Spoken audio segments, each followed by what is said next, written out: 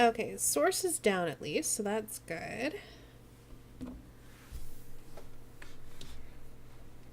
And let's go ahead and pull this up. And I'm going to watch and see if it actually brings the game up.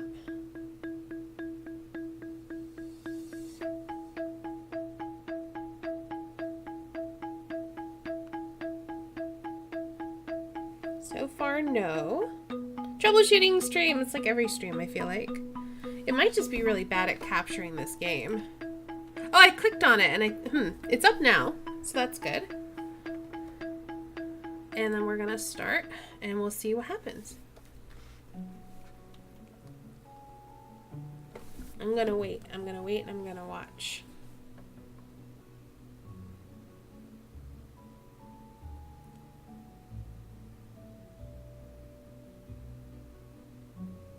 Okay, it is working. Perfect. All right. I'm gonna go back into chat only.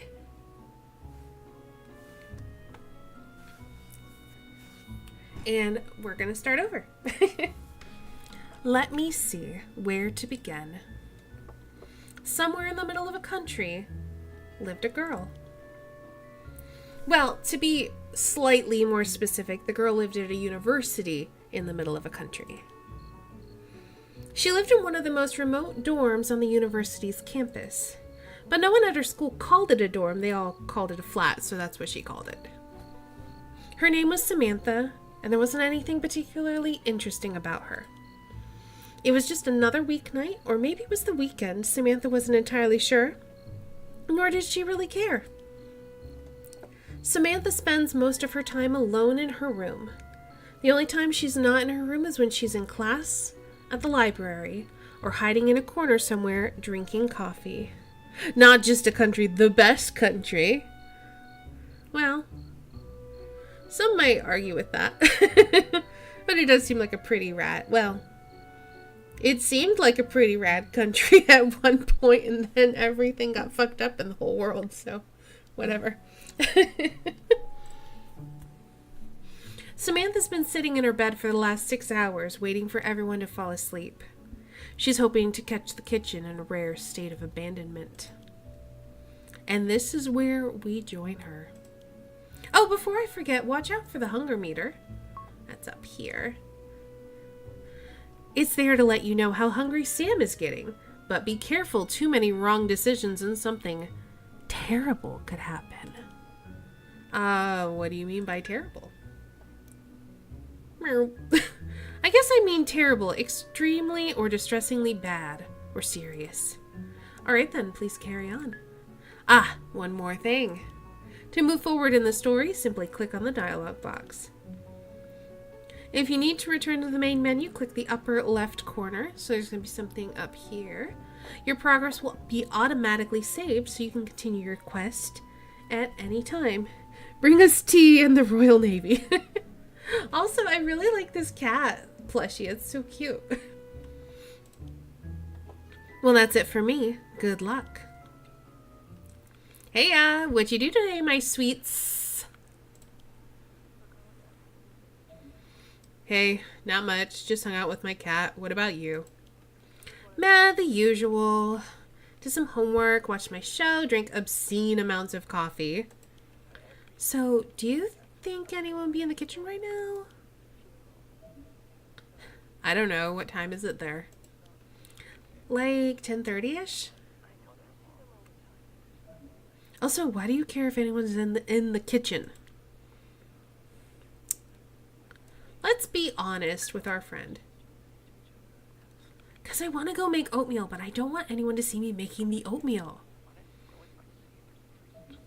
Do you really think people care? It's possible? Question mark? Smiley face?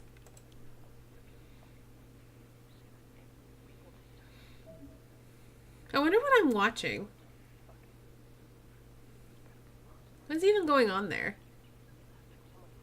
It's like, what is that? What's going on? I'm actually more interested in what's going on in this right now. And then, like, there's death there? Like, what? I should probably play the game, huh? know. I want to know what this is. I'm so distracted. Have you had dinner yet? Well, not really. Sam! Well, I was gonna get food, but then the grocery store was closed, and I was watching my show, and I was all... I could go make oatmeal, or just eat a flapjack from the vending machine. But I'm still not entirely sure what a flapjack is, so... Sam, don't be silly. Go make yourself some food. Fine! I swear, if I see anyone... Okay, here I go. Her roommates have an oatmeal making fetish. Maybe. 5 minutes later. I can do this. I just have to get out of bed, get the oatmeal, and walk to the kitchen. That's easy. People walk to kitchens every day. See? The oatmeal's just right over there. Okay, I'm officially out of bed. What kind of oatmeal do I feel like today? Blueberries and cream? Oh, that was the wrong choice. Meh, I don't think so, not today. Maple and walnuts? No. Ugh! I mean, I guess it's not my favorite, but it'll do. Apparently she wants apples and cinnamon. How can you not know what a flapjack is, Sam? That is a good question. She has a computer right there. She could Google it. Now I just have to figure out how many packets to make. Should I make 1, 2, or 3? Let's do 2. 2 seems appropriate. 2 says, I'm hungry, but I'm not a cow. 2 is a totally reasonable amount of oatmeal for someone to eat. Woo! I made a choice! Look at me! Making choices. Like an adult. Wait a sec, though. I still need something to eat this with. What do we have here? And now it's time to play. Okay, Google, what is a flapjack? What? I guess I'm choosing a spoon. The only game show where you choose that spoon. Please choose that spoon.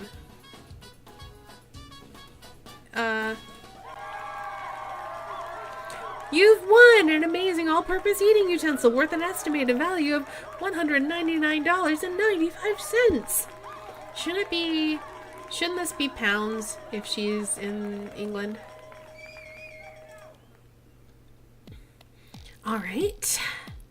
Now I just have to grab my mug and off we go. All right. Mug, check. Oatmeal, check. Spoon, yep. I think that's it. Wait, just hang on a minute. What if someone's in the hallway? I mean, should I go out there right this second? Yes. Wrong choice. Whoa. I have to walk all the way down there. I got an achievement, adventure. I'm never gonna make it. Take it slow. I'll just take a deep breath and everything will be fine. Yep, everything is totally good. There, that's a little bit better. Just have to take this one step at a time. The thing is, I'm just not a people person. I tried to tell everyone, but did they listen? No. I mean, communal kitchens? That's the worst possible idea. Here you go. Eat in front of a bunch of complete strangers. I'm trying to walk to the kitchen. But I'm freaking out about it because I don't like people.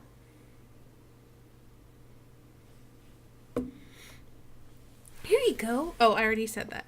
How about no? How about I eat in the safety and comfort of my own room? No one would bother me then. Yeah, that's a much better idea. But here I am, creeping like a creeper. Ah!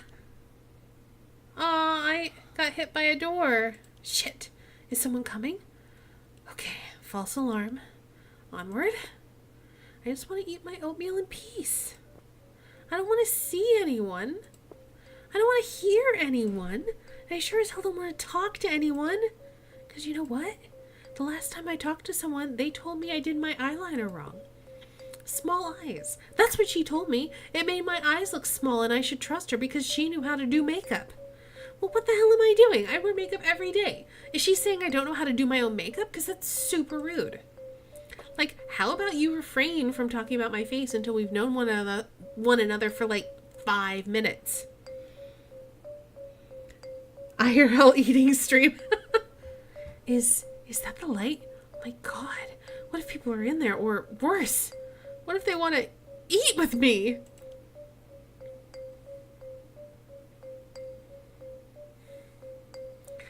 Should I go in? Yeah, we gotta get food. We're so hungry. Maybe someone just left the light on. Oh shit. Oh shit. There's people there. Nightmare confirmed. Should I say hello? Do people still say hello to one another? What should I do? Don't say anything. We're playing the character. Yeah, screw them.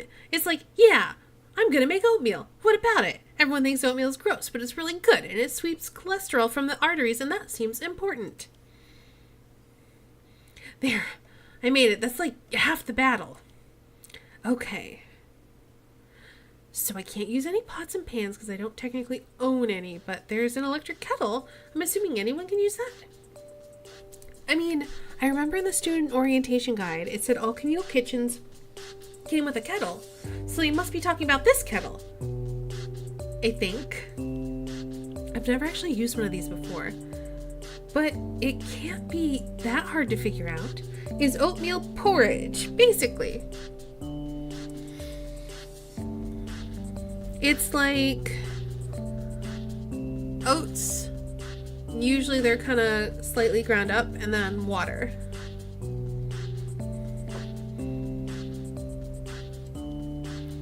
Still, you'd think there'd be instructions somewhere. What's that coil about? Do I take that thing out? No, come on, that doesn't even make sense. Well, I'm just gonna fill the kettle up. What's the worst that can happen? It seems to be going well. Just have to avoid being electrocuted. Now what? Do I wait there while this heats up, or should I go back to my room? I wonder what everyone else does. I guess it doesn't make sense for me to go all the way back to my room because then I'll have to walk all the way back here, and that seems like a horrible idea. Oh, what should I do? Wait here.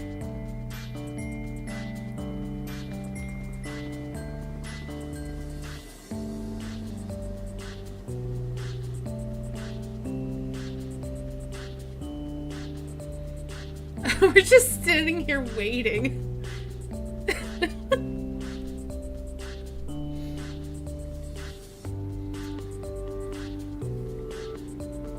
I don't know what this means. Is that a good thing or a bad thing? Okay, I'll just get these packets ready. Oh.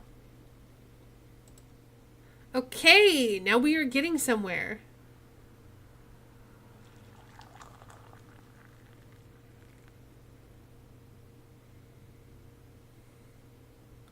Give it a quick stir. This kettle boiling stream is fun. Thank you, Dizuzasaur. And now, I wait. Oh, what's so funny? Thanks, Sam. What the heck can I do to waste some time while this cooks? Because I can't just stand here looking at the oatmeal like an idiot. Clean. Yes! Cleaning! That's a totally normal person thing. Cleaning is a legitimate reason for someone to be in a kitchen for an extended period of time.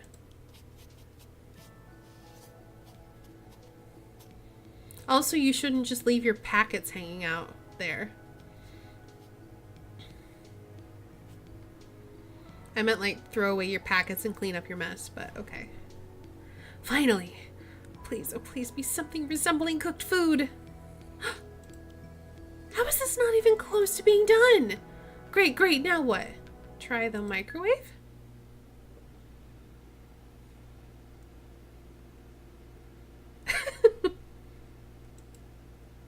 Oh, it's gonna overflow. What do I do? What do I do? Stir it.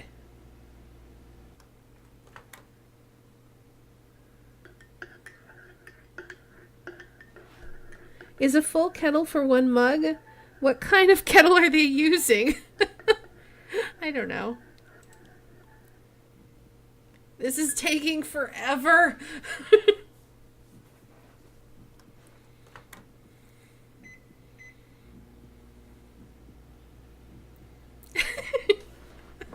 I love seeing the cat face just go around and around. But to be fair, she doesn't know how to use an electric kettle. She might have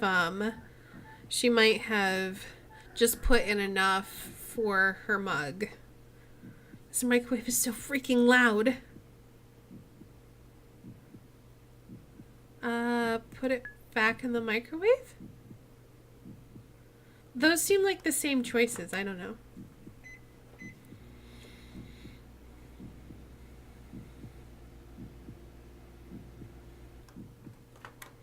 Oh, I can feel my heart beating. I'm getting so freaked out. It's gotta be getting close now. Better safe than sorry.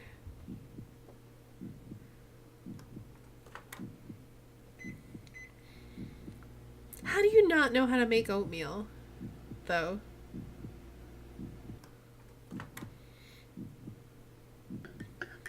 I mean, she's obviously using packets of instant oatmeal, so, like, it shouldn't be this hard. That's it. It's done. It's gotta be. Fudge cake! It's hot! How the hell am I supposed to get it out of the microwave? Maybe... Oh, porridge perfection! I got an achievement for making good oatmeal. Maybe use your shirt? I guess I'll take out the cup first and use my shirt like a glove? This is actually ingenious. Yep, I think, yes, this is actually working. I'm leaving so you can have your precious kitchen back. Whew, I made it out of there. Gotta go, just have to get back to my room. You're not enjoying the spoon noises. I'm not into them either. At least they're over now. Almost there. Unlock my door. I guess I should put my cup down? Yes, you should, apparently. Here we go. Wait. Where are my keys? I didn't grab my keys! I can't believe I forgot my keys! Oh no! I guess I'll just wait here until someone comes by? Shit. Aww. I think we got a bad end.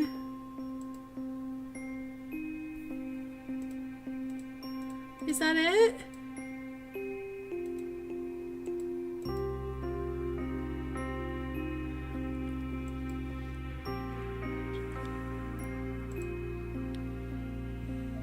Sam?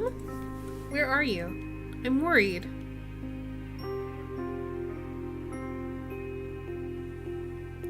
Aww. I didn't know we had to grab our keys. Uh-oh, you failed and Samantha's still hungry. Would you like to try again? Yes. All right. Wait, hang on just 1 minute. What if someone's in the hallway? Oh, because we had to we have to go back in our room. So we're gonna... Are you sure you have everything? What about the things? I can't believe I almost forgot my keys. That would have sucked so bad. Okay, should I go now? Yes. Whoa, I have to walk all the way down there? I'm never gonna make it. Move it. There, that's a little better. Just have to take this one step at a time. Alright, so we're gonna skip past everything that we've done here. Oh no, what if they want to eat with me? But we have to go make oatmeal. There are going to be more spoon noises, but hopefully I, don't fuck it up. Nightmare confirmed. Ignore them and just make oatmeal.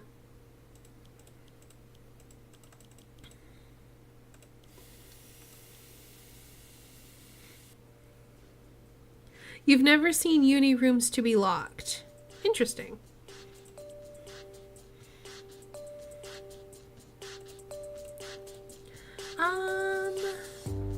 Let's check to make sure the kettle's on. Oh, we shouldn't have done that. It's probably on. No, not the spoon noises. I'm sorry.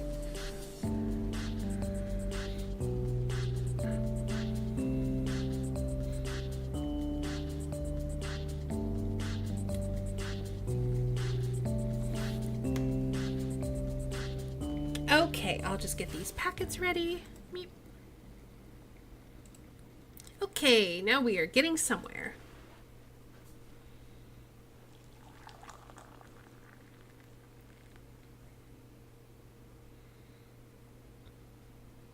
Give it a quick stir. And now... wait. Oh, it's so funny. Thanks, Sam. What the heck can I do to waste time while this cooks? Because I can't just stand here looking at the oatmeal like an idiot. Clean. I think that's the best option. To look like a normal person doing normal people things. Cleaning is a legitimate reason for someone to be in a kitchen for an extended period of time. Clean, clean, clean. Cleaning everything. Clean the oatmeal. Clean the packets. Clean the sink. Scrub a dub. Finally! Oh please be something resembling cooked food. Then she swears. I don't know what she's saying, so I'm not gonna worry about it. How is this not even close to being done? Great, now what? I think the microwave's a good idea. Because I think if she just eats it while it's uncooked, she'll be really unhappy. For non-spoon related reasons, I'm going to go to sleep. It's just gone midnight. All right, well, thank you for coming to hang out to Zuzu's store, and I hope you have a great night. What? It's going to overflow. What do I do? Stir it.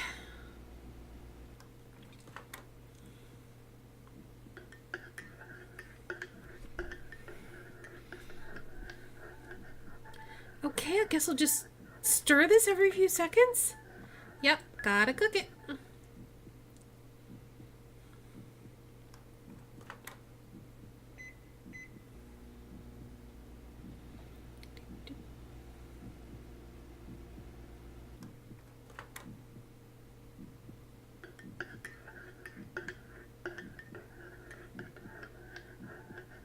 This microwave is so freaking loud. Keep cooking it.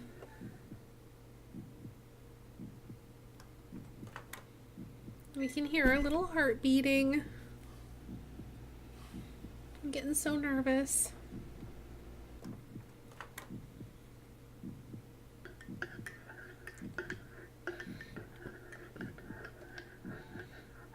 It's gotta be getting close now.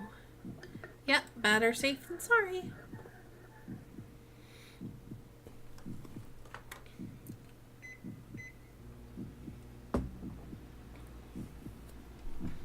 I love the little cat face. That's such a cute little cat mug.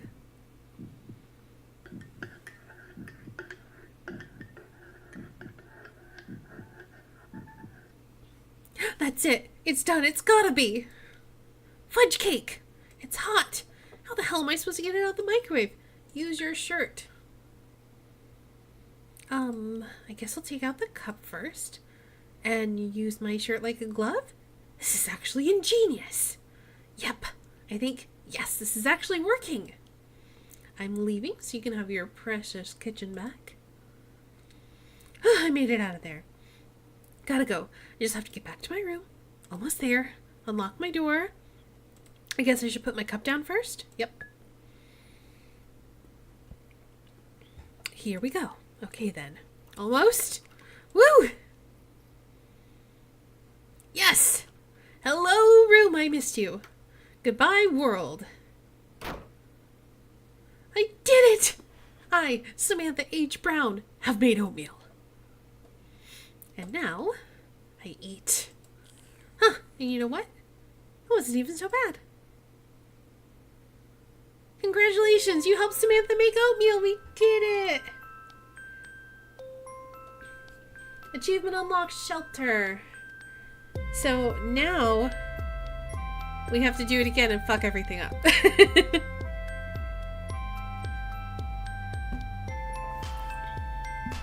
yeah, this is a cute short game. It is free on Steam if you want to play it.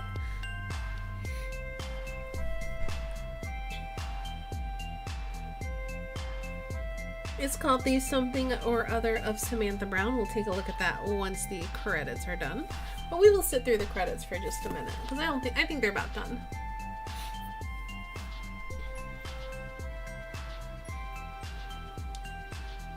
Thanks for playing.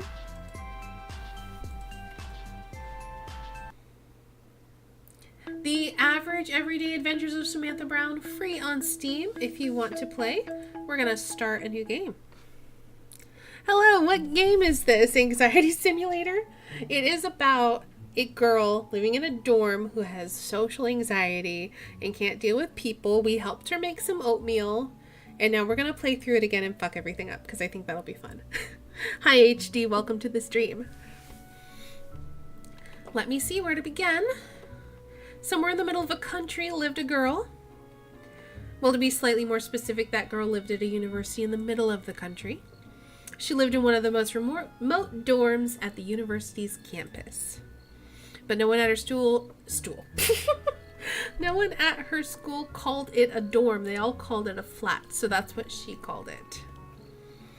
Her name was Samantha, and there wasn't anything particularly interesting about her. It was just another weeknight, or maybe it was the weekend. Samantha wasn't entirely sure, nor did she really care. Samantha spends most of her time alone in her room. The only time she's not in her room is when she's in class, at the library, or hiding in a corner somewhere drinking coffee. Samantha's been sitting in her bed for the last 6 hours, waiting for everyone to fall asleep. She's hoping to catch the kitchen in a rare state of abandonment. And this is where we join her. Oh, before I forget, watch out for the hunger meter. It's there to let you know how hungry Sam is getting, but be careful, too many wrong decisions and something terrible could happen. We're gonna make a wrong decision right away. What do you mean by terrible?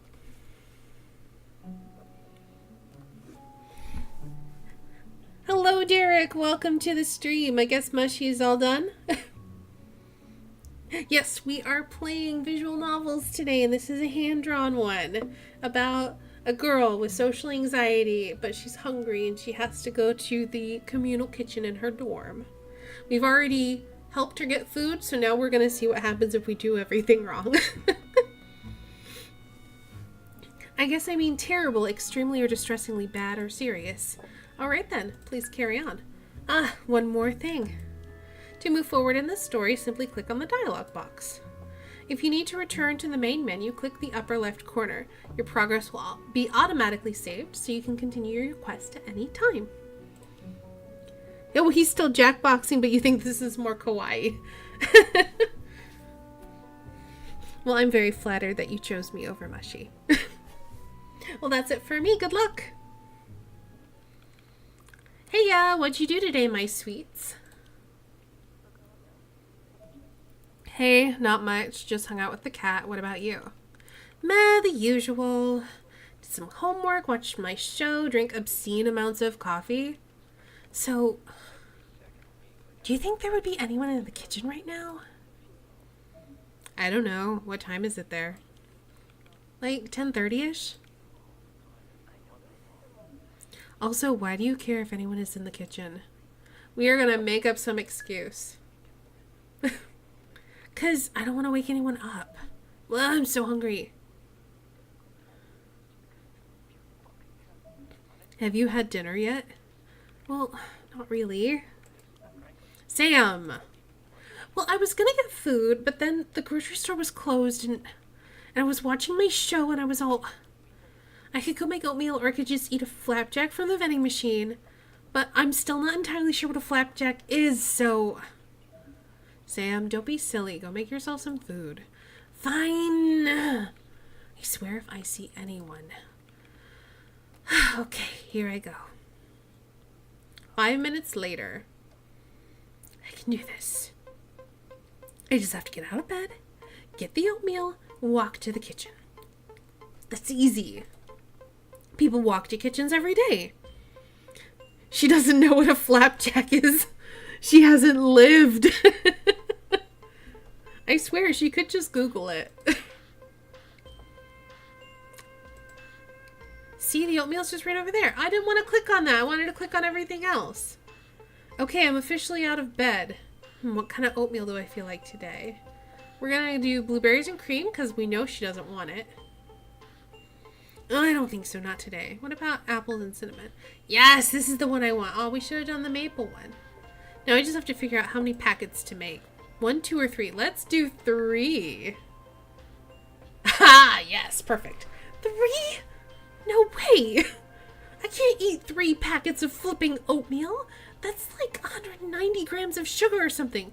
What if someone saw me eating 3 entire packets? They'd be like, how could someone even consume that much oatmeal at once? 3 packets dead fat. Let's try again. Just 1.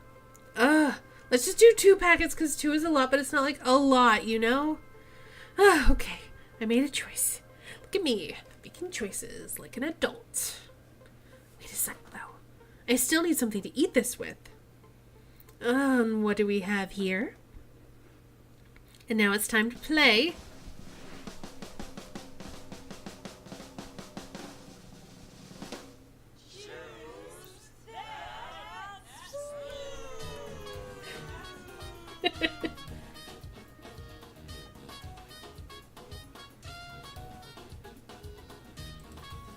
The only game show where you choose that spoon. What is wrong with 190 grams of sugar? Please choose that spoon.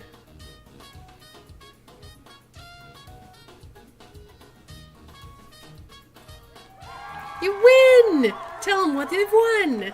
You've won an amazing all-purpose eating utensil worth an estimated value of $199.95. If we're in England, though, why is it dollars? I asked that before. I'll ask it again. All right, now I just have to grab my mug and off we go. All right, mug. Sorry, I heard a crash. 1 second.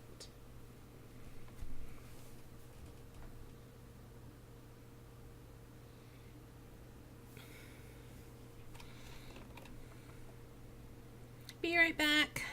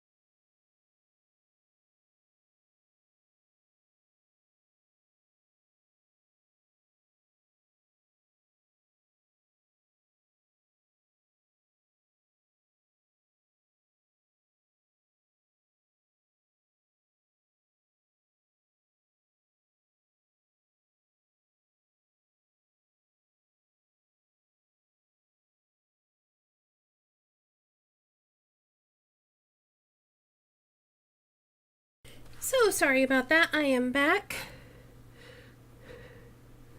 Interruption, my anxiety level rises. I think she's just hesitating at the door. Alright, let's get back into the game. Hopefully it will let me.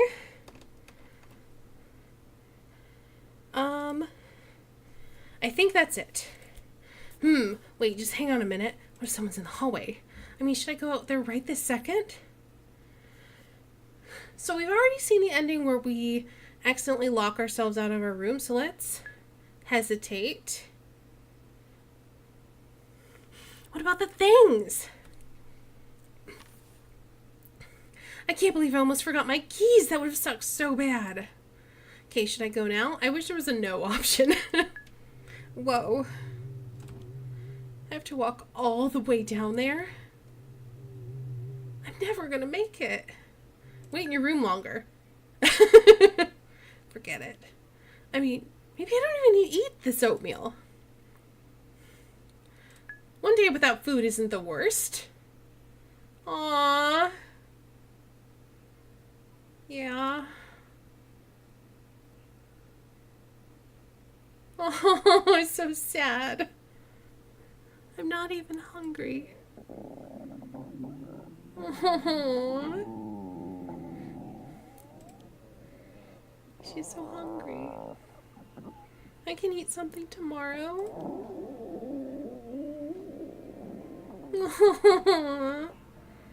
I know she's not gonna die or anything, it's just so sad.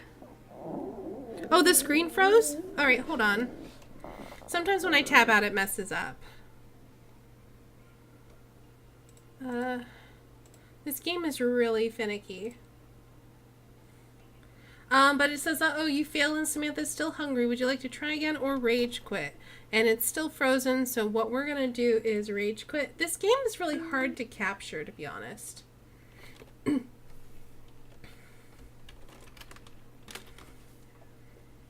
Start the task manager, because and every time I try to quit out of it, it stops working. So maybe we should move on to another game. Let's try another game, because that one isn't working so well, and we've played some of it. And I've got a couple that I've downloaded that we can get through. So let's see.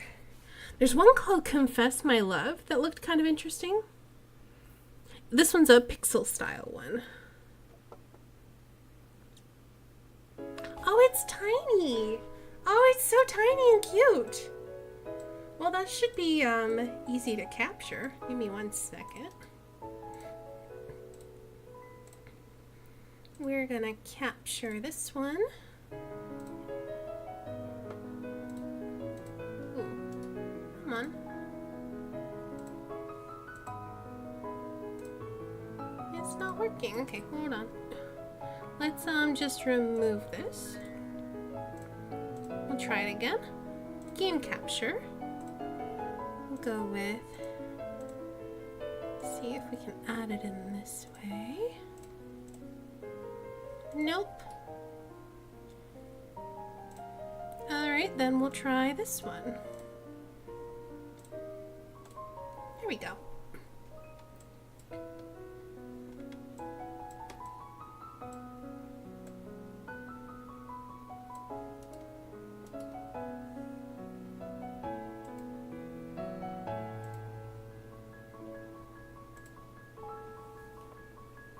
And this also means I can close out of Twitch on my phone and use InkBot again, which I would prefer to do.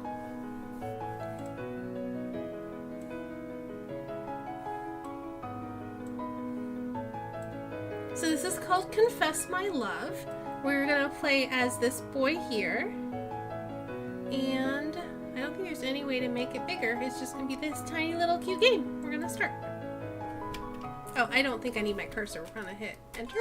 Yeah. Hey, Evil Thorns! We're playing some visual novels today. I didn't look at the controls. This will be fine. This will be fine. Ugh. I'm sleeping in school?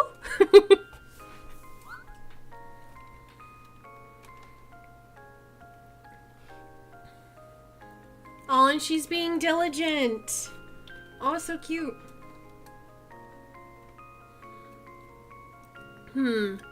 How long was I asleep? It's been a while since school ended. Everyone's back home now except for Liza. Now is the perfect time. I've made up my mind to confess my love to Liza. Okay, I admit I'm still hesitating a little, I guess. Then shouldn't I make up my mind and confess my love to Liza? Can I wizard around? No.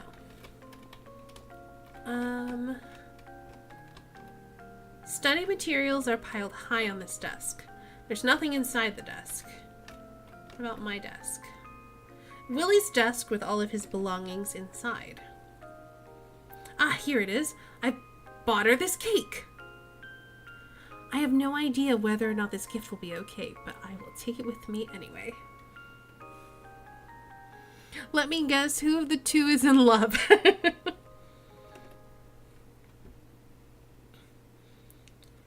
And here is my diary. None shall ever read it. I'll take it with me, just in case. Alright, I've got the keiki, I've got my diary. Just some scratch paper in this desk. The monitor's desk with a password notebook on it. We're gonna look at it. Give it a try. The lock doesn't even move. Maybe it will after the second part of the surface is filled. Oh, huh. The student here forgot to take their pencil box. Can I take it? No. The classroom's water dispenser. The classroom's pet plant. It's grown quite well. Doop doop. There's a file on the teacher's desk. Okay, so we can dash with shift or A. We can confirm examine with C. We can cancel menu with escape, X or B. Fast chat is control. There are no save points. The game rounds are ascending. And we can zoom the window with F5. I'm going to try that.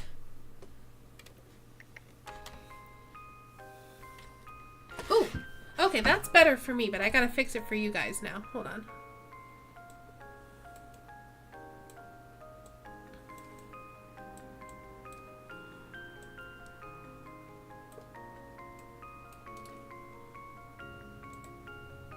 And we'll center that.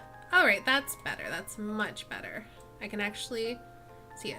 The gameplay looks awkward. Isometric view, but cardinal directions walking. Oh, it's not too bad, actually.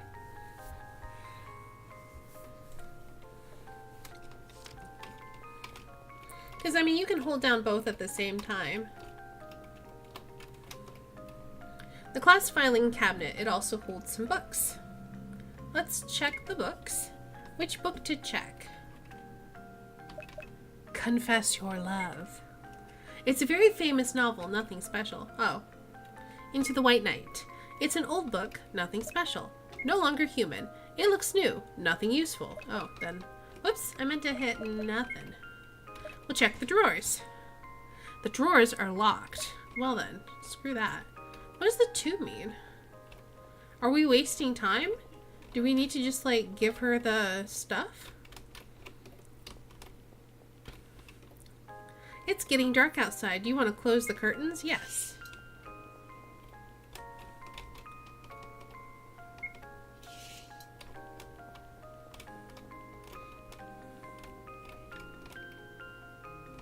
Back door is always locked.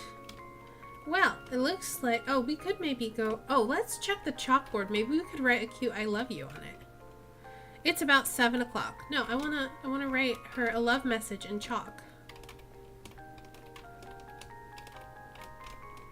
I guess I can't.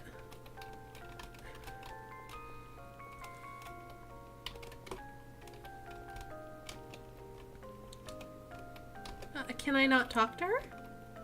Oh, should I gather up my courage and confess my love to her? Yes. Give her the cake! This is for you. As the girl, I would be weirded out if that boy closed the curtains. I know, right? Why are you giving this cake to me? Hesitate. Well, I bought it when I stopped by the bakery, and since I don't like cakes that much, I thought it would be nice if you could have it instead. I failed to spit those words out from my throat. So, do you always send girls lavish gifts like this? What? No, it was the... Or did you think I'm the kind of girl whom you can impress with a little gift? Of course not. I'm busy now, so pick up your things and piss off. Holy shit. But I'm sorry. No. Oh. Oh.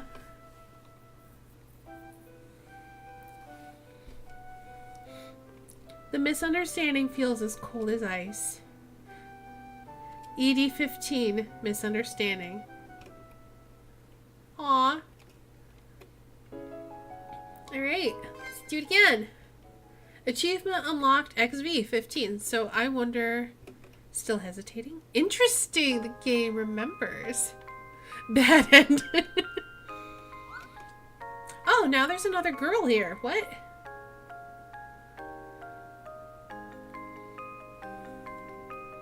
His name is Willie. It didn't even make that connection, Derek. How long was I asleep? It's been a while since school ended. Everyone's back home now except for the person in front of me. Julie. Why is she still here? Does she always leave so late? I hoped to confess my love to Liza when there was no one here. Luckily, Liza will stay here for a while to finish her assignments. Maybe I can wait till Julie leaves, or can I just ignore her?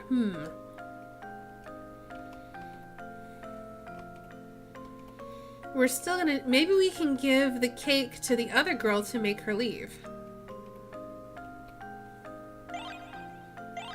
I wonder if we can check our inventory.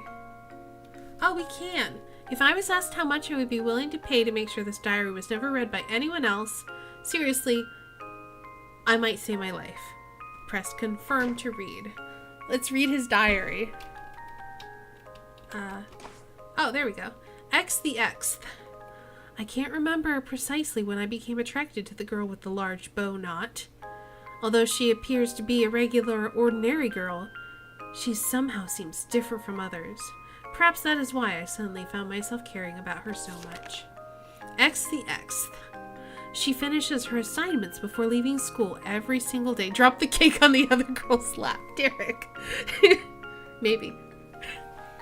I heard that it's because she has a part-time job in a store in order to support her family, meaning that she doesn't have a lot of time to do her assignments. Nevertheless, she is a top student. It actually makes me, who has pretty much nothing to be concerned about, feel a little disappointed about my grades. X the Xth. Is this it? What people call love? I haven't ever fallen for someone before. I'm such an amateur, yet anytime I have a view of her back, it feels bitter. Yes, bitter. Hopelessly bitter. X the Xth. And oh, he wrote poetry. Oh. An irresistible, endless fall. I just can't help but to look in her direction. It just makes me dizzy, just having her on my mind. Is love such a torturous emotion? I think it might have been the spacing. It looked like a poem, but I don't think it was. X the Xth. Fine, I'm done with these emotions. At least I know it wasn't sympathy. She doesn't need sympathy from anyone. It was me who needed it, ridiculously perplexed by all these thoughts. What does she think about me? X the Xth. Should I confess to her? Alright. Cakey. Gift cake. A well-packaged strawberry cake from a famous private bakery nearby. The fresh strawberry cake seems to be pretty popular amongst girls. Alrighty. Hi, girl. Julie? Oh, she doesn't even get a portrait. She's just like a blanked out pink Silhouette. Let's chat. Hi, Julie. It's rare to see you here after school. Uh-huh. Won't it be nice to get to go home early? I'm not really in a hurry.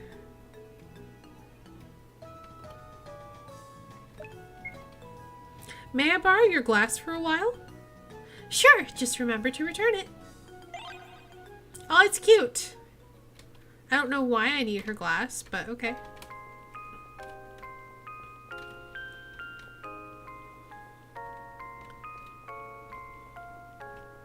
Oh, and this board's gonna show all of our endings. Oh, I wonder if this also shows our endings. No, this said 15 before, didn't it? It's the 15th, okay.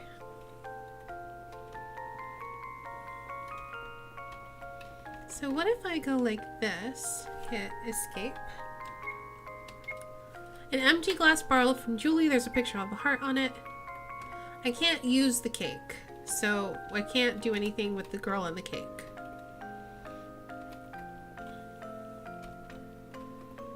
The classroom's water dispenser. Get some water? Yes. The glass has been filled with water. Can we water the plant? Do you want to water the plant? Yes! Numbers emerged on the wet flower pot reading 2943. What? Ply her with water until she needs to leave to pee. That's actually really clever. I don't remember what the numbers were. Yes. The glass has been filled with water. Let's, honestly, I think that's a really good idea, Derek. And we can't open whatever's in here. 2943, thank you, HD, but we still can't open this until we have the square item after the sunken part of the surface is filled, but I don't know what to fill it with.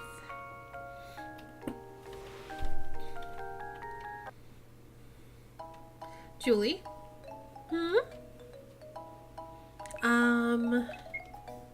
I can't ply her with water. The student here forgot to take their pencil box, but I can't do anything with it. I think I already checked. Yeah, these are all the same. The drawers are still locked.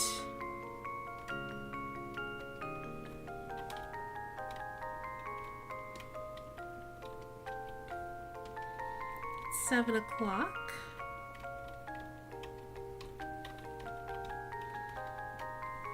The front door, leave now? No. I'm gonna just check all the desks. This desk is dirty. There's a weird scent, but nothing else. There's some subtle knife marks on the smooth desk. This desk is covered with gorgeous graffiti. This desk is very clean. This desk is full of textbooks, nothing special. The Curve Wrecker's desk. Give it up is written on the desk. Well, we could just try to suck it up and confess to her. We could wait until she, because it's like 8 o'clock now, I think.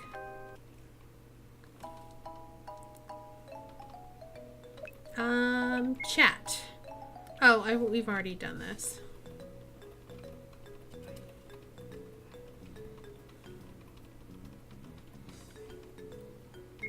Oh, that's not what I meant to do. How do I skip text? I don't remember.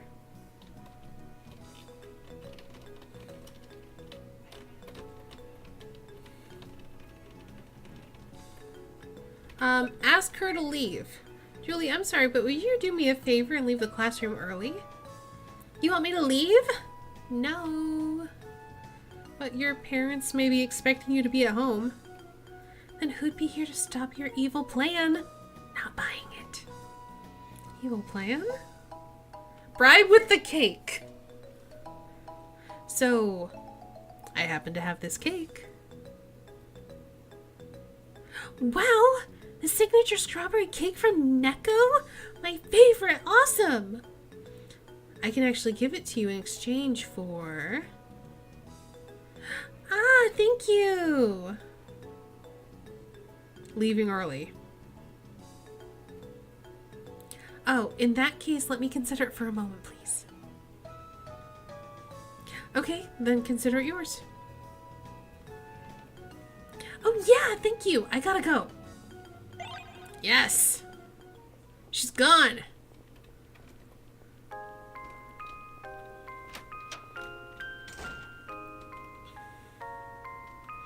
Yes, we are gonna confess to this girl. Let's confess. Lizo, I like you a lot. Would you like to be my girlfriend? Oh, so... She knows. Is something wrong? I prefer girls to boys. Is it just me, or did you say you... So, it wouldn't make sense for us to be together. I'm sorry. Oh. Well, it's okay.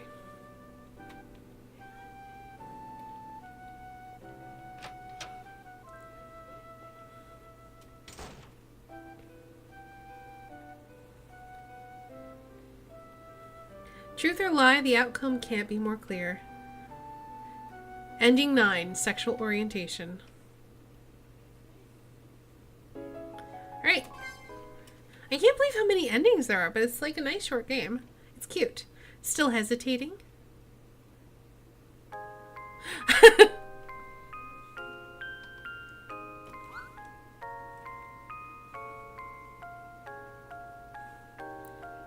Maybe we should just go up to her right away. Like, stop putzing around the classroom. How long was I asleep?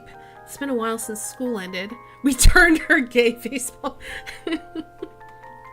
Why is she still here? Does she always leave so late? I hope to confess my love to Liza when no one was here. Alright. I think the still hesitating was a hit, so we're just gonna try to go right for it. Yes. Don't think about it too much, just whatever. I just need to face her and speak my mind. Liza, I...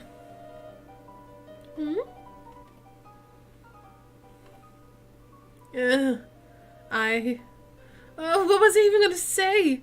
Sorry, it's nothing. Aww. I'm too scared.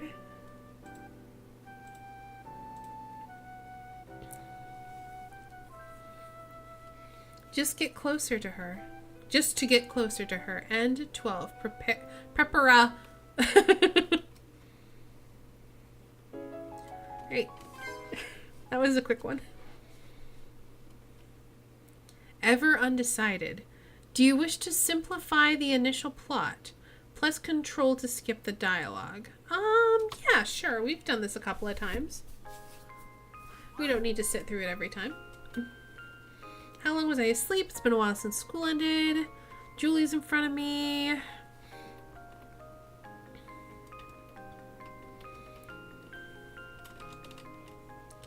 Get to Kiki and my diary.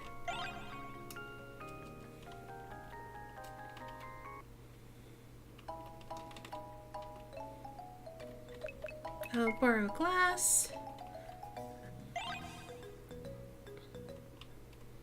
Yep.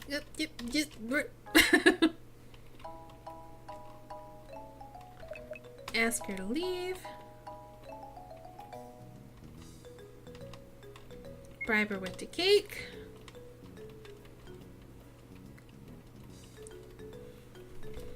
So leave early because I gave you cake. Enjoy.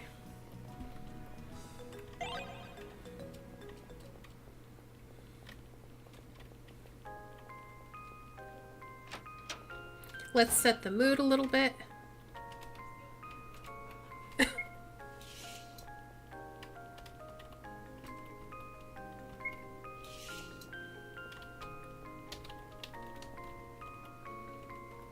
Yes.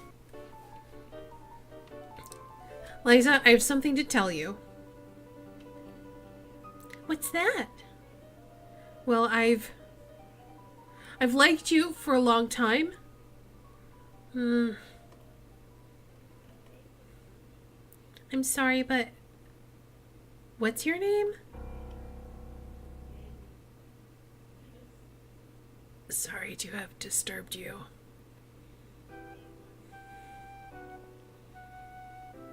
Aww. So many sad endings.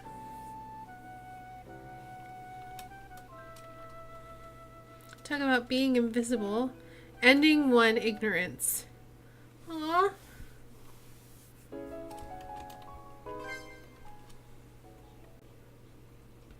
I wonder if... I'm sorry. Do you wish to simplify the initial plot? Sure. I don't know what that means.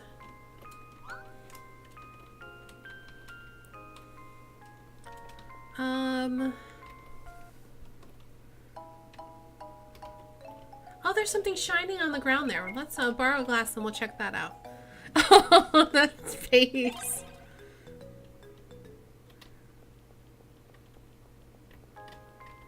Oh, there's a couple of things shining. Why is this desk shining? We have to get it from like a certain angle? It's full of manuscripts. You want to search about? Oh!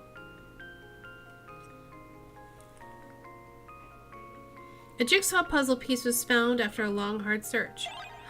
Are we gonna have to put a puzzle in that thing?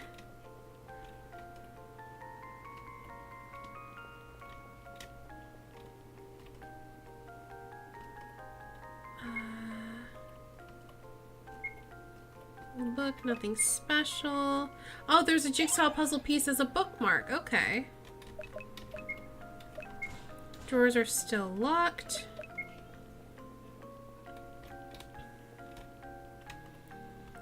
Blank exercise books in the desk. Full of textbooks.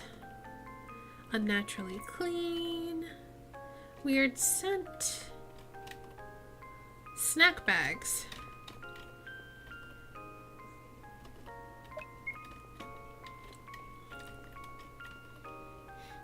Swordsmanship, okay. Scratch paper. We'll take everything from our desk.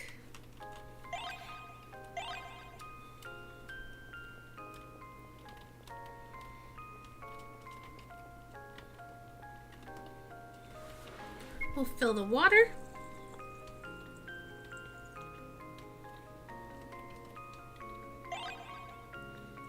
Make sure, we'll see if it's the same passcode or not.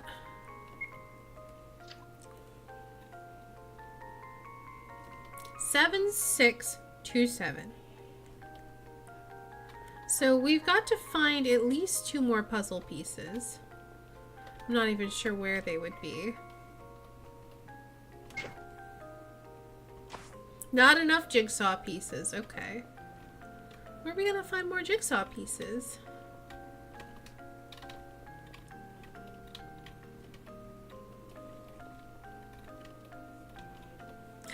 Thanks, Derek, but I don't think it's gonna matter.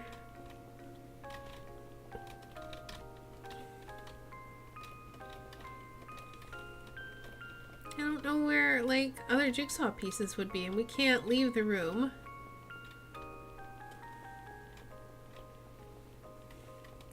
I wonder what happens if we present the cake to her but don't hesitate.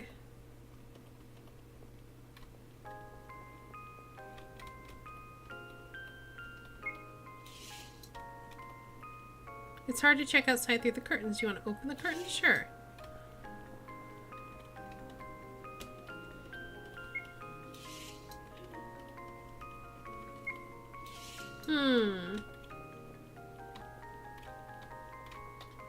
Is there anything else in my desk?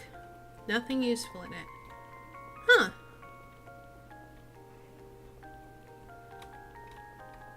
I wonder if maybe we have to unlock more endings first? We could just leave. Let's just leave. Leave. Bye. I can't do it. I couldn't do it as expected. Maybe next time I will tell her my feelings.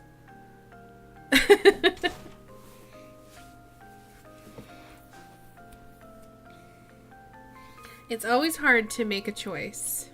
Oops, clicked off of that. Ending 13. No way.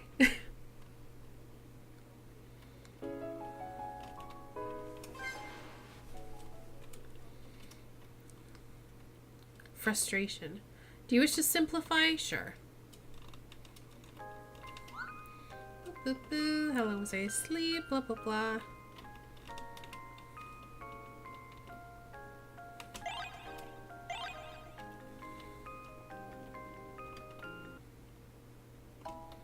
Julie, I want to borrow a glass. Remember to return it. You know, we haven't returned Julie's glass yet. Oh, right. It's in the desk. Yes, we'll search for a puzzle piece.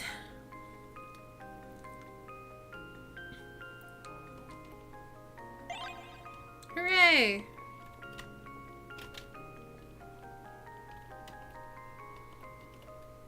So we'll check the books. It's going to be in No Longer Human. And we may, I mean, I know it's no longer Shining, but we'll, alright. We're going to check the other book, but it didn't do anything.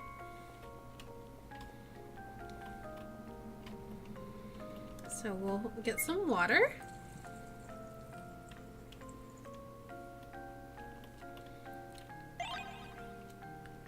Then we will water the plant.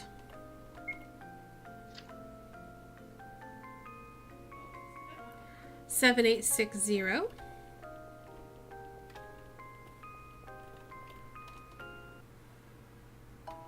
Julie, here's your glass. You are welcome.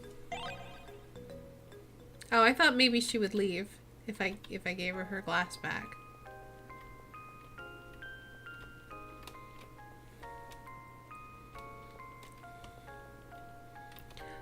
So guys, how are we gonna get the other puzzle pieces? Back door is always locked, so we can't get in there.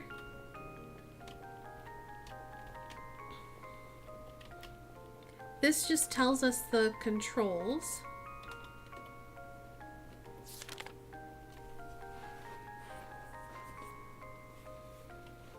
You know, we haven't even been dashing. Let's dash around. But these are locked, so we can't get in there.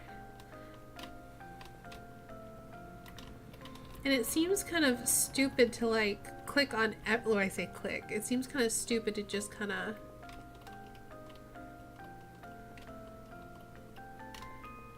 like, go up to every wall.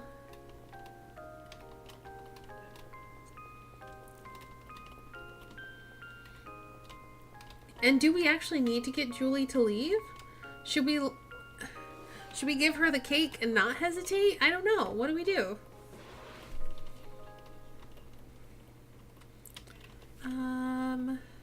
Let's check out the puzzle pieces. A piece with a strange shape. Alright, that's not helpful.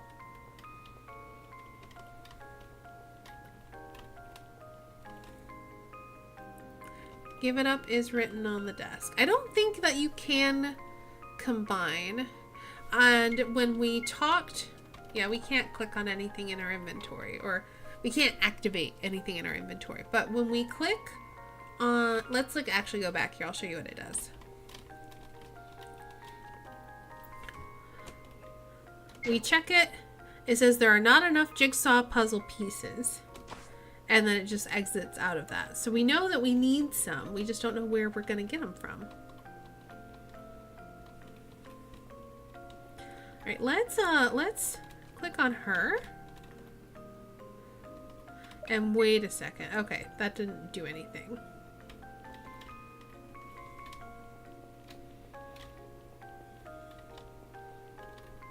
I just wonder if maybe we have to do something to unlock the puzzle pieces, because it didn't seem like they were there before. The first time we played it, There! I'm finally finished with my assignment. Now I just need to head to the store for work. Oh, hey, Julie, you're still here. Should we go together? I'd love to. Huh? Please don't forget to lock the door when you leave, Willie. Check the desks again, maybe. The puzzle piece wasn't in the books the first time, so maybe something has changed. Huh? Yeah, okay. Aw, poor Willie. Hey, we got another ending, though. Cannot describe how uncomfortable Julie's red eyes make me. I failed. Maybe if I could have driven Julie away. Anyway, better luck next time. I just can't make up my mind. N10, failure. Aw. Confess my love. Someone like me. Yes, we are gonna simplify.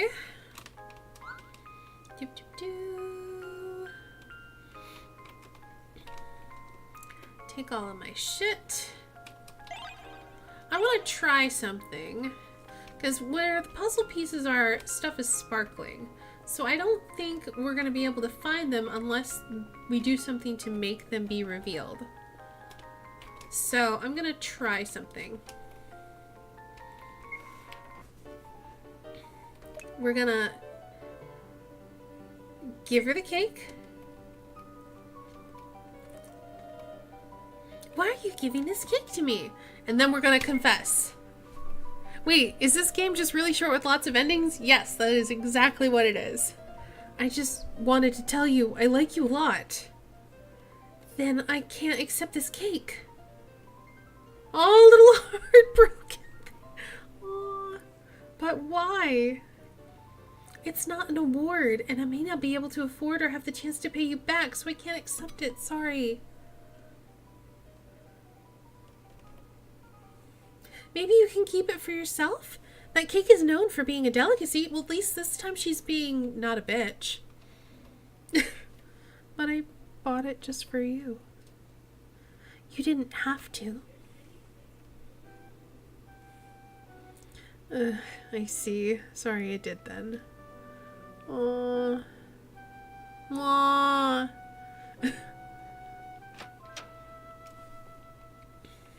Such a sad boy. Delicacy of bitterness. And 14, refusal. Alright, let's start again. Simplify. I'm sorry, simplify.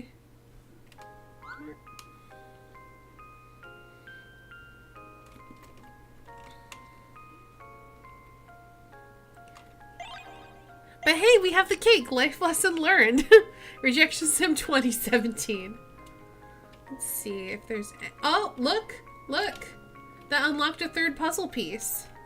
Right up there. So I think we have to find more endings.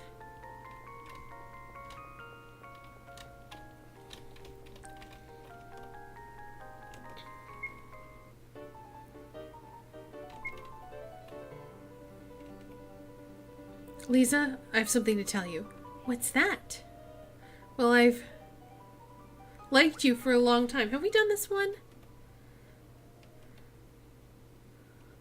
Oh, yeah, we have done this one. She doesn't know who we are. Alright. Maybe if we chase What's-Her-Face off and then confess and then hesitate? I don't know. Maybe there are only bad endings to teach the kids some important lesson. I don't know. Maybe. Well, just bewilderment. Do you wish to simplify? Yeah. Stop asking me that. Obviously. Okay, so we're gonna take all of our stuff.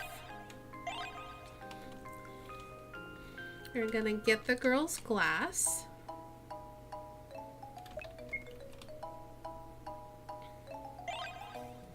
Just in case. and then we're going to talk to her again. And we're going to ask her to leave and bribe her with cake. If you made a game about me, would I play it? Maybe. I mean, it sounds a little weird. I can't even imagine what kind of game it would be.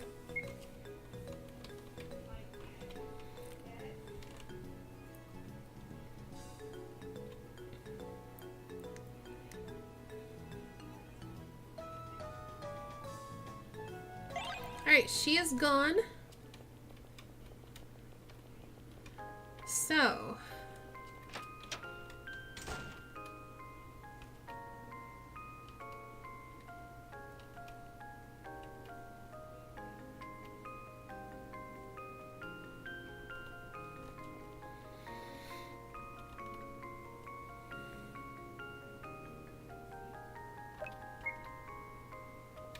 I don't know what we should do now, though. We could, like, wait it out now that she's left.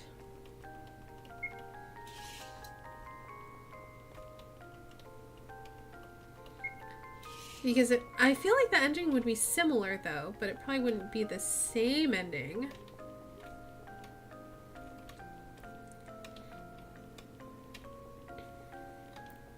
But there's still only 3 puzzle pieces revealed, so there's no point in picking them up right now. Oh, you can return the glass after the fact. Oh, that's so cute. No, we're keeping it, though. It's our glass now, forever. So, here's my question, gang. Do we want to try to confess to her now and see if that'll get a different ending, or do we want to wait for her to leave?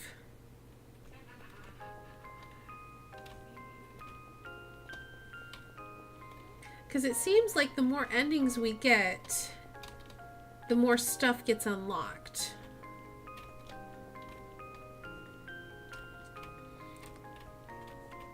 I just can't remember all the combinations we've done so far.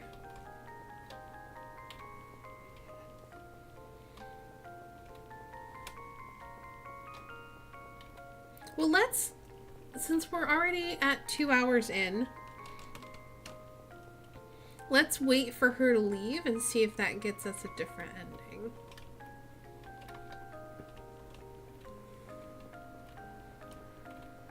I just wish there was a way to, like, speed through time or something.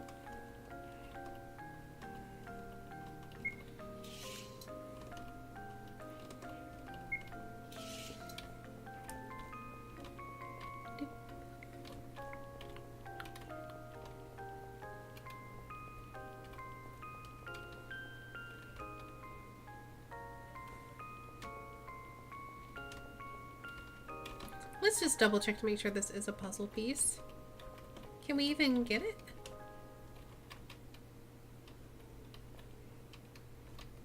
Oh, it's in the desk, maybe? What? How do we get that?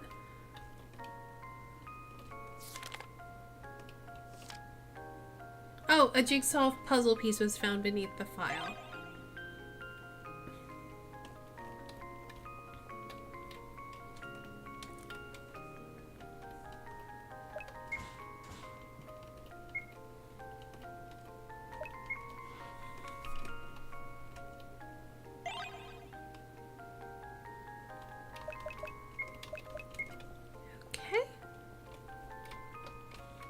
So yeah, there must only be 4 puzzle pieces.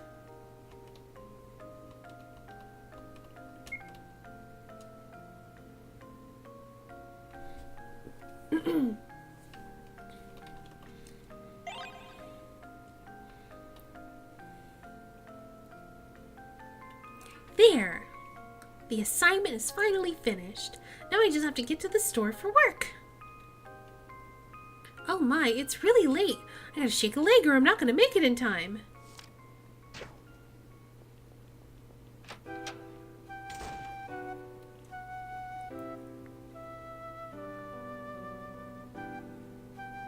I didn't even talk to her today. Maybe next time. Alright, we'll see if this ending's any different. Tomorrow is another day. Ending 11, given up. Alright, that was new. You got achieved for it.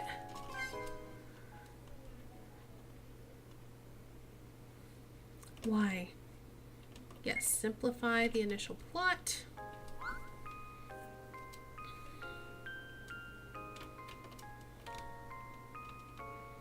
Get all of our stuff.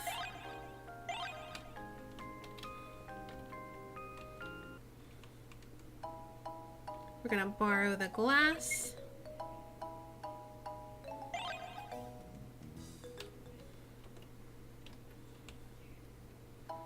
And then we're going to ask her to leave.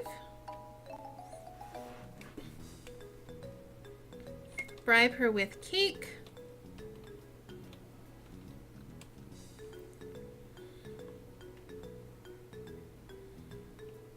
Just get out of here, Julie. No one wants you here.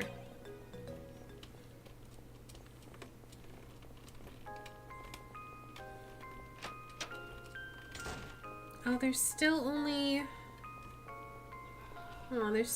3 things.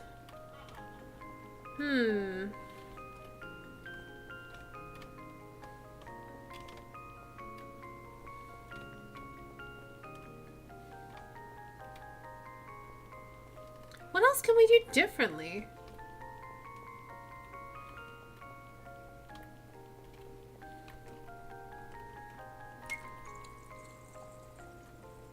I wonder if we can offer her water.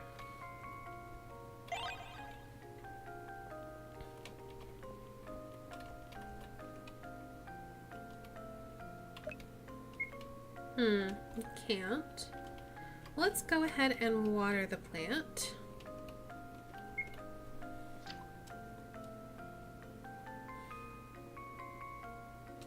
That's not gonna matter because we don't have enough puzzle pieces.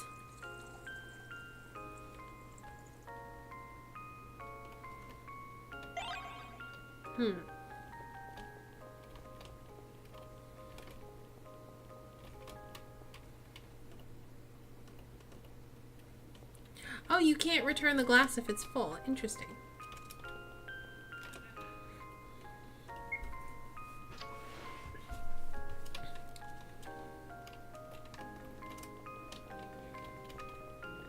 Let's go ahead and return the glass.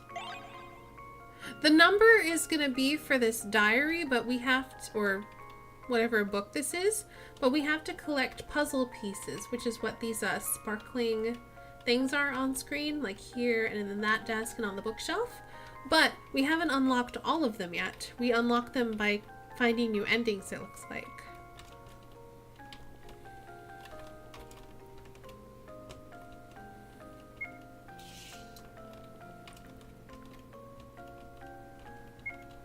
I wonder why closing the curtains is a thing. Does that help her stay longer? I don't know.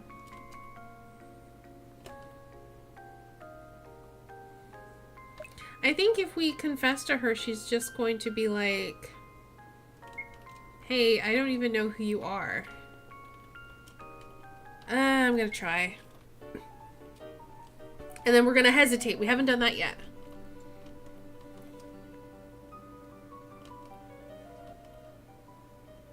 Liza, I like you a lot and I hope I can take care of you in some way. You're a nice guy, Willie, but we're just not fit for each other.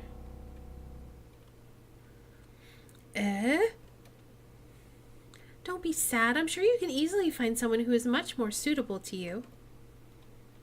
No, it has to be you. No, it can be someone else. Okay, I give in. I'm sorry to have bothered you. It's okay, bye. Bye. She does now. Aww.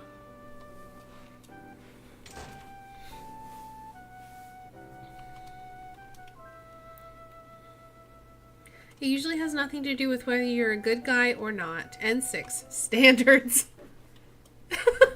Jeez. Go. Alright. This time it says, was it my fault? Was what my fault?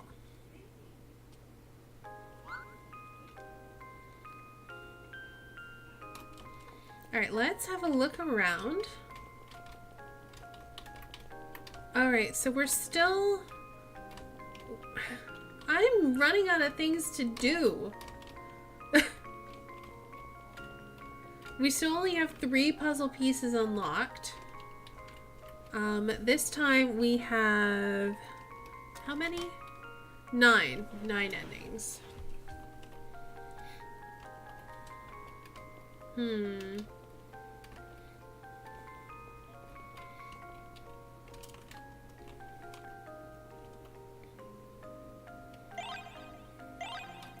The diary has to have a purpose other than just being able to read it, I feel like. But maybe not.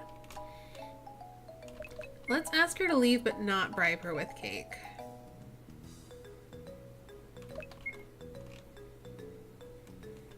Alright, so she doesn't leave if I do that.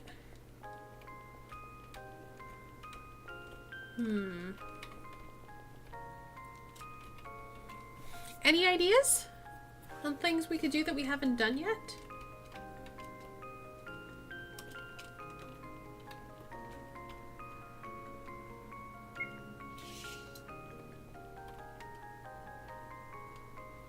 I am trying to win over Liza, and that's this girl. This girl I'm trying to get out of the classroom so she doesn't cramp my confession. And I'm pretty sure I need to collect puzzle pieces in order to unlock this. Because you can see like there's kind of a square shape here. And we're going to fit those 4 puzzle pieces in there. And then we're going to put in the code from the flower pot to unlock it. But we've only unlocked 3 puzzle pieces. And I think we need another ending or 2 to get the 4th one that we need. I'm not sure what we need to do to get any more endings.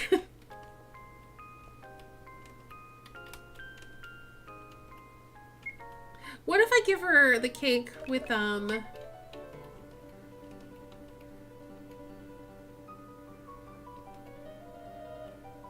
like you. I think it's gonna be the same.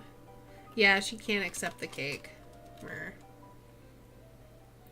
I was kind of hoping it would be different with Julie still in the room. But it's not.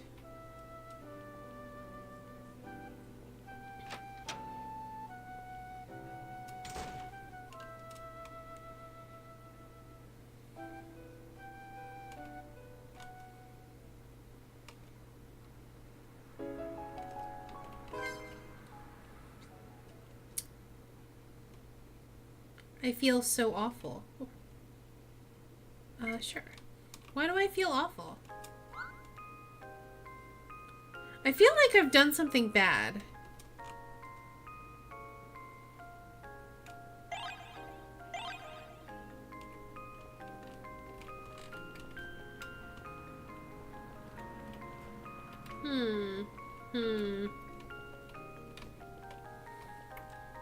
So what haven't we done? We've confessed to her with Julie here. We've confessed to her with Julie not. We've confessed and not hesitated. We've confessed and hesitated. We've given her the cake and hesitated. We've given her the cake and not hesitated. We've let her leave with Julie. Starting to feel like Groundhog Day a little bit, yeah. And we've let her leave by herself, and then we have also left. We're missing something. I might look up a little nudge just to get the ball rolling. Doop, doop, doop. Come on.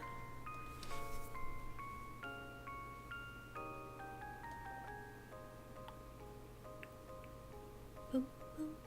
Oh, this is being super laggy. There it goes.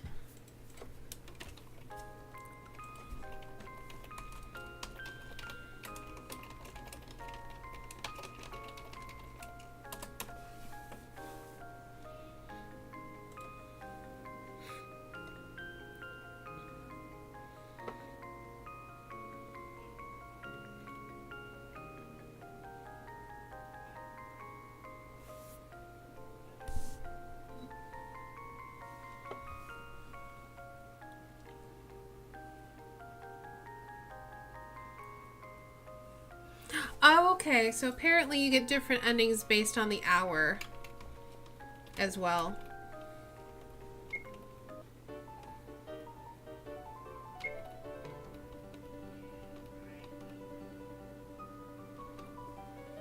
Is there something I can help you with?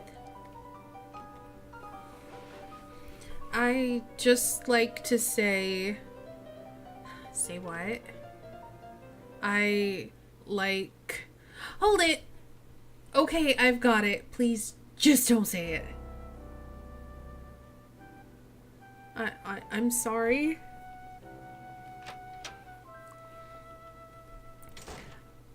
Okay, so that's interesting. You're gonna get different endings based on how long you wait. There's no way to overcome such bitterness. Interruption. Alright, confess my love. I feel so awful. Yes, simplify the initial plot. Doop doop. Alright. So let's talk to her now, and is there a hesitate option? I have something to tell you. No, there's no hesitate option, so this was pointless. And that's the invisible ending. Okay. So now we'll wait till the first hour. And we won't hesitate. Talk about being invisible. Aw.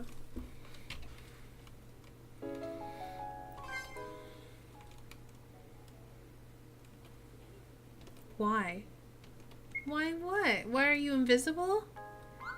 I'm here, but I'm watching Mushy's stream. Just to say... something. Well, hi, Karu.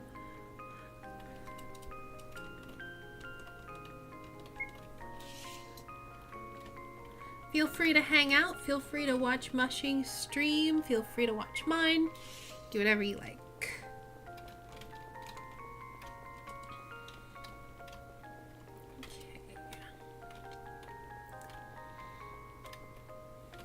We're just gonna stare at her. Just stare her down the whole time. I'm not creepy. I just love you.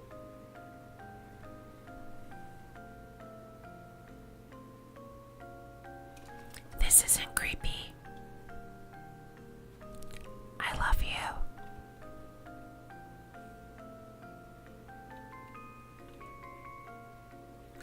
Okay.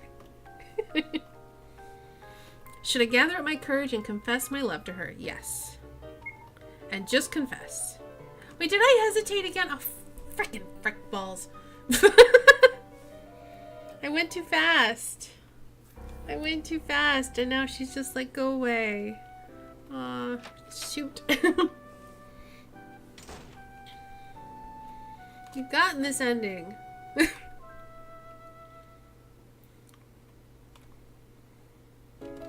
Yes. Do it.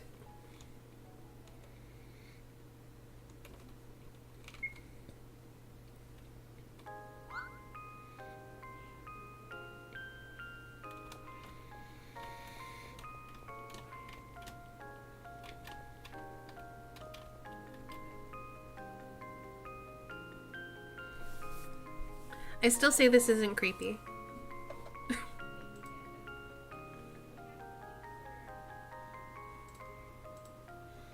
For anyone just tuning in, we're playing a cute little free game on Steam called Confess Your Love. And I think there's like 15 different endings, and all of them have been bad so far. We've been rejected or haven't been able to have the courage to confess to this girl that we like. So right now we're just kind of staring her down and waiting for the hour to tick over. And then we're just gonna be real bold and confess to her.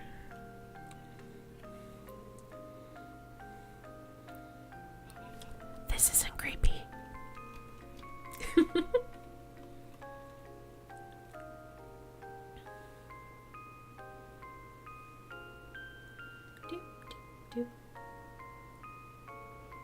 All right. Should I gather up my courage and confess my love to her? Yes. Confess my love! Liza, I'm here to tell you that I've liked you for a long time. I didn't catch that. If that's all, though, please go away.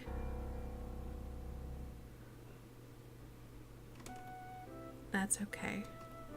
Poor little buddy.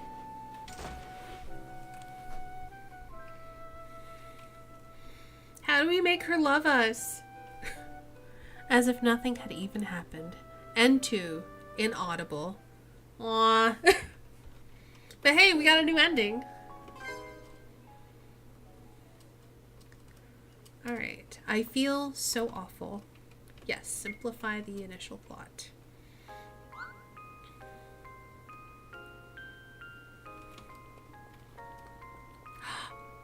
All the puzzle pieces!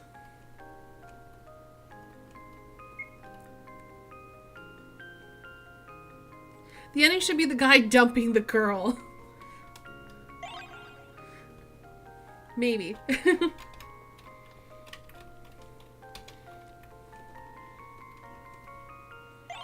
But at the same time, if these are all like just the same timeline being repeated over and over again, he doesn't necessarily know that she's dumped him so many times or, you know, rejected him.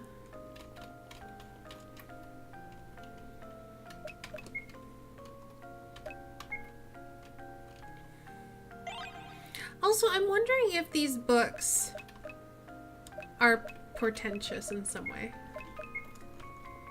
Alright, so we need your cup. Julie, let me borrow your glass. Thank you. So we'll get some water.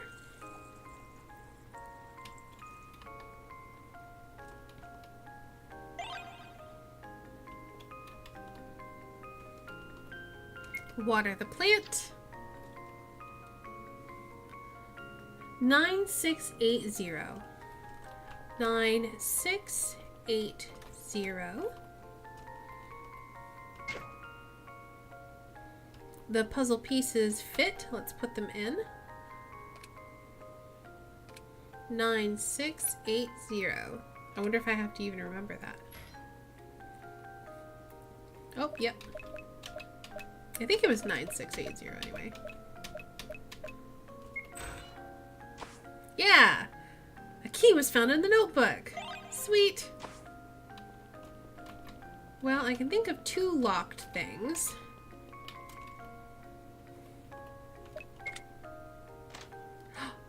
Unlock the drawer on the right side. The left one seemed to be stuck. There's a knife hidden among other miscellaneous items? Why did I take a knife? Oh no. Oh no.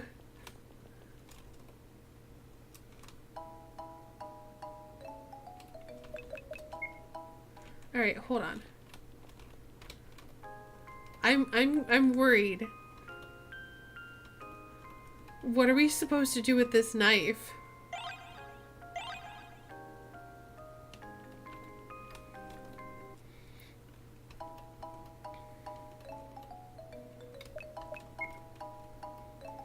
Julie, I'm sorry, but would you do me a favor and leave the classroom early? You want me to leave? No. Wait, what if we're supposed to share the cake with her and it's not horrible and scary? Hold on. Hold on.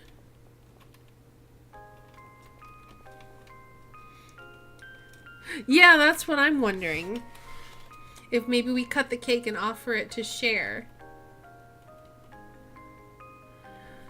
I'm scared though.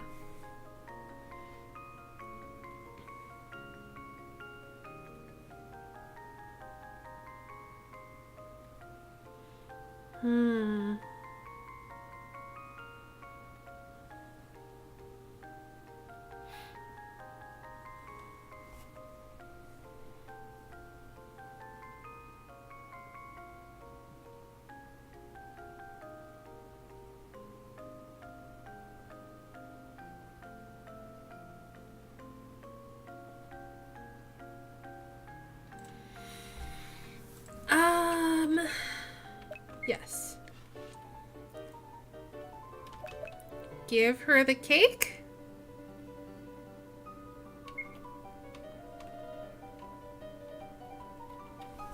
That feel when there's no diagonal movement in an isometric game. I like you. Oh no, it's the same ending as before.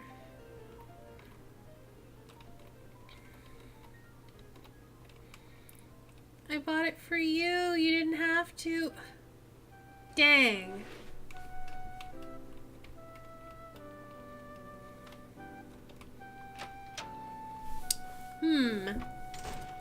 Though, to be fair, Julie's still there. Maybe we have... Well, but how do we get rid of Julie?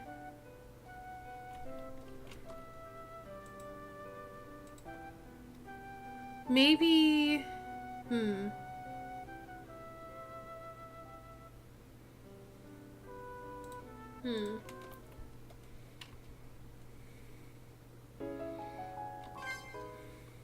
But then if the only way to get rid of Julie is to... Was it my fault? The only way to get rid of Julie is to give her the cake. So if we have to give Julie the cake, what's the knife for?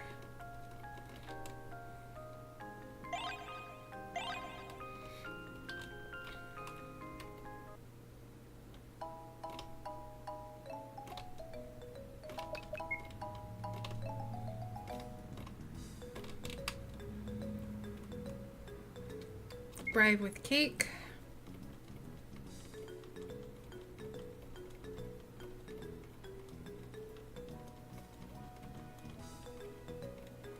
Oh shoot, we didn't ask her for the glass first. Can we still get it? Okay, we can still get it. I want to try something though. So I don't think we ever tried confessing to her in hour 0.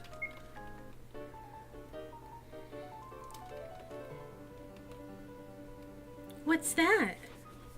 Well, I've liked you for a long time. I'm sorry, but what's your name? Oh, we've gotten this one. Darn. Sorry for being all repetitive.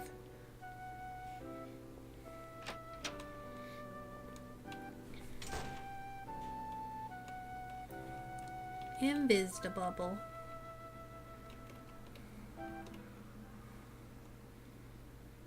I thought there was something going to be different if we made Julie leave, but I guess not. Alright. I feel so awful. Sure. Alright. So we get the cakey.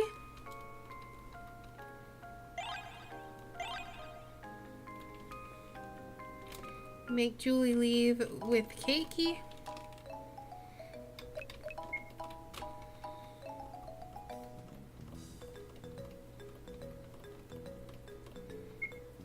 Have some cake. She does have a creepy face, doesn't she? She looks like a little demon girl. Especially with that like little triangle smile. Leave. Get out of here. Get out of here. I gotta confess to a girl I like. Okay. Jigsaw puzzle piece.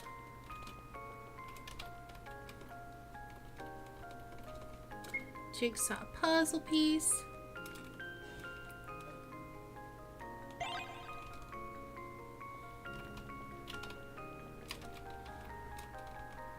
Oops, hit the wrong button.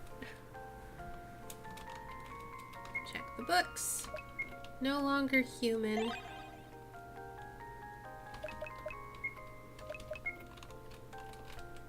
Get up there. And let me check this. Jigsaw puzzle piece.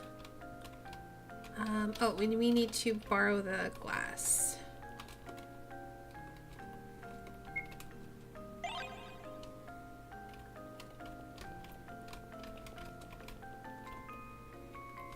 Get some water.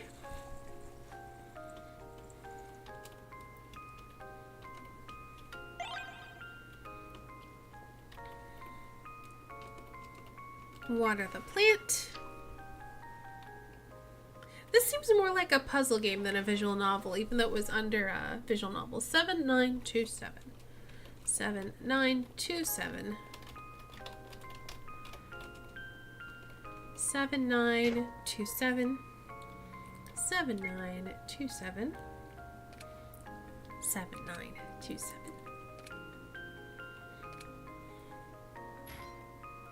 7927. 7927. We got the key.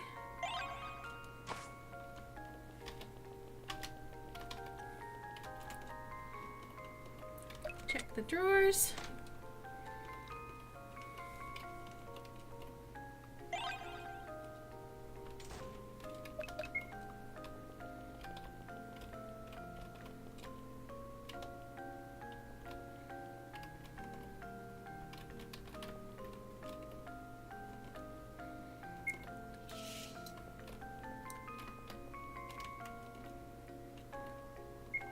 I'm a little bit scared.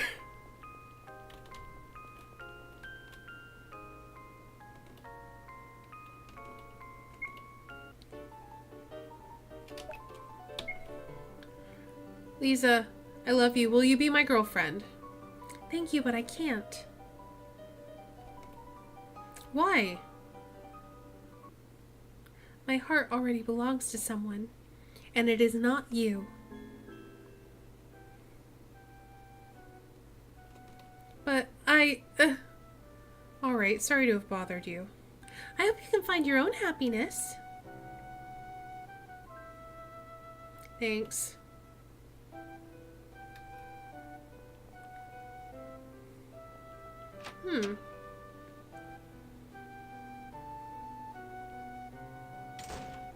So what do we use the knife for?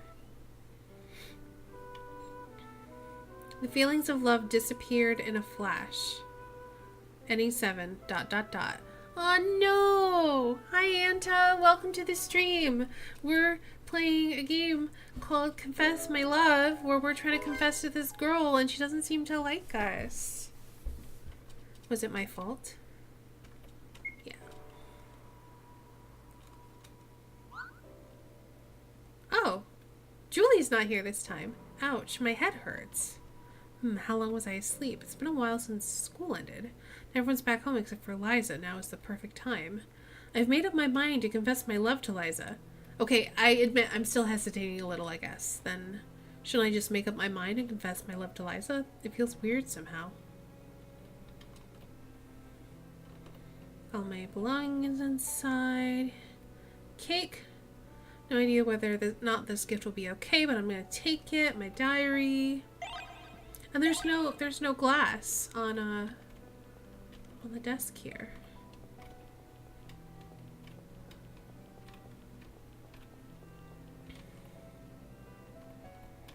If there's no glass, then it doesn't seem like that. Even though we can collect the puzzle pieces, we can't even look at that desk. Interesting.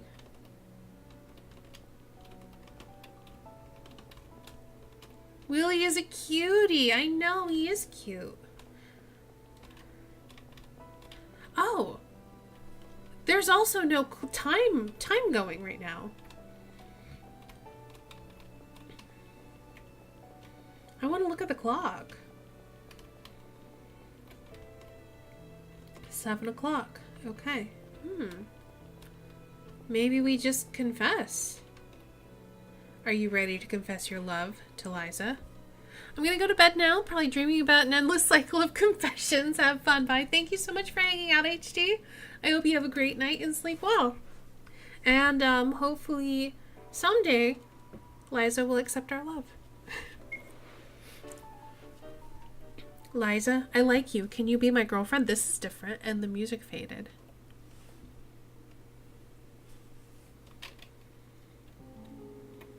She's not responding at all. Uh-oh. What? What? Oh, God. All right.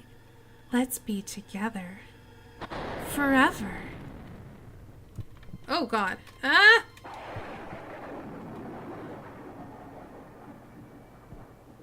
Why did you run away from me? Don't you love me? But you're creepy now. So sorry. Ending 17, nightmare. Holy shit. I know. She's gone. She's not there anymore.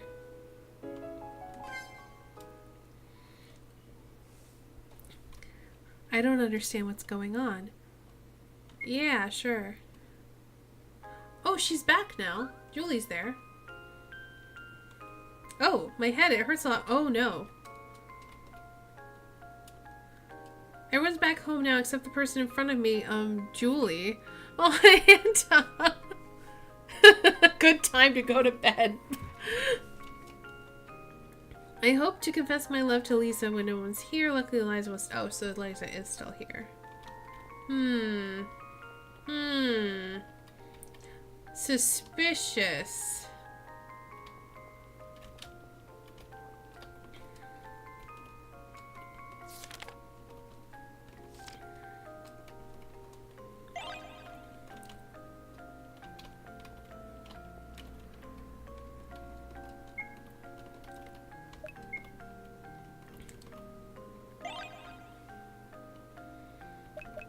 Oops.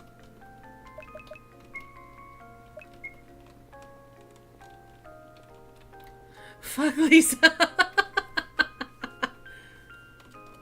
Yeah, no kidding, right?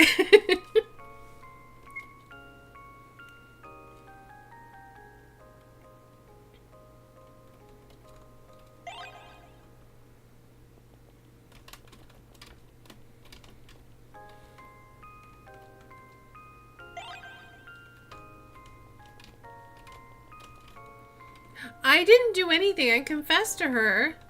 And she was like, no, my heart belongs to someone else. Then I left. And then I woke up in the classroom and she was like a demon lady.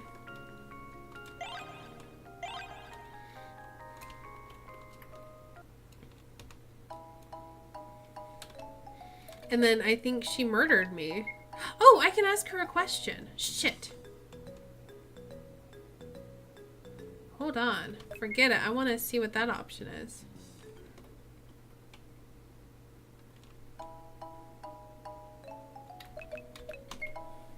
I smell a rat. Because you were the rat all along. I'm serious. Then don't worry about it too much.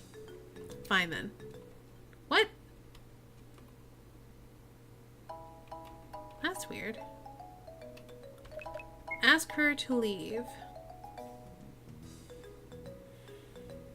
Have cake.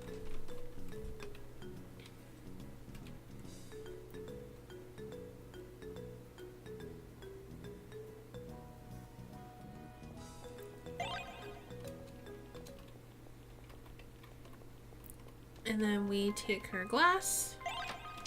But at the same time, I don't know.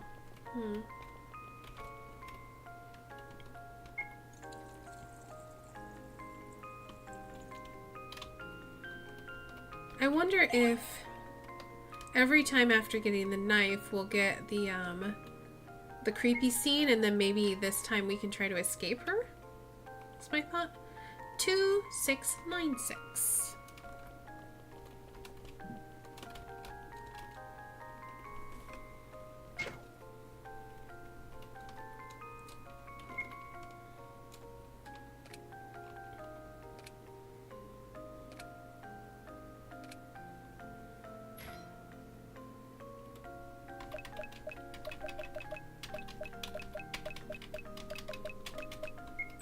Also, that kind of looks like a creepy eye. Interesting.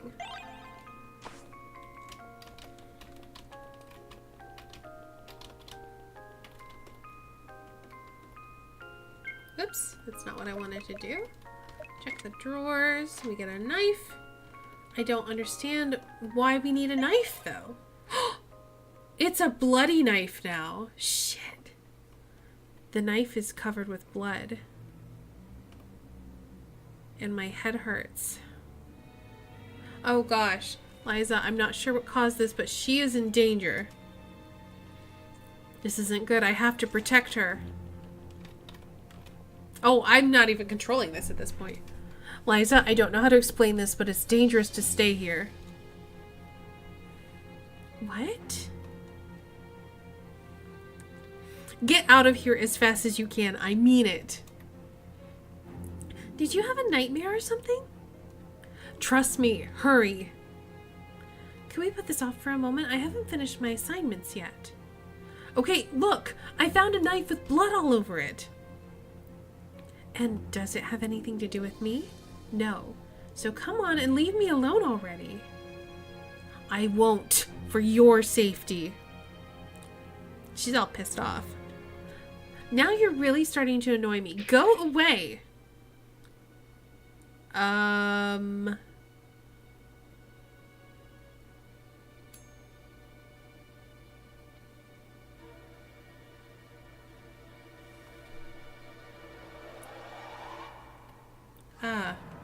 What did I... It was me who...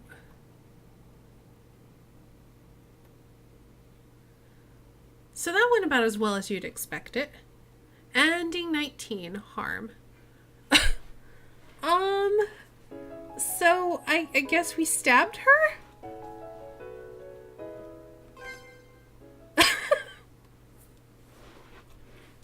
Miserable. Oh, Julie's not here again. My head hurts. How long was I asleep? I'm going to confess to her. So this time we're going to confess and we're going to try to escape her creepy ghost bod. Or can we just... I don't think we can just leave. I think we have to confess.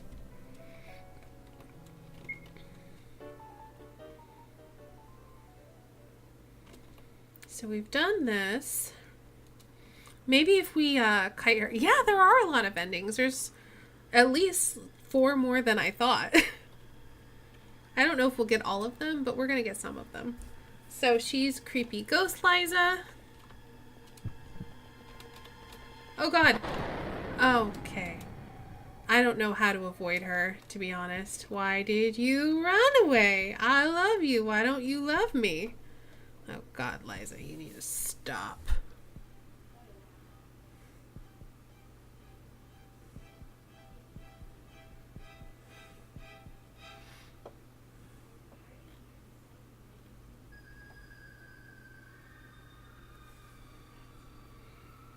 Okay.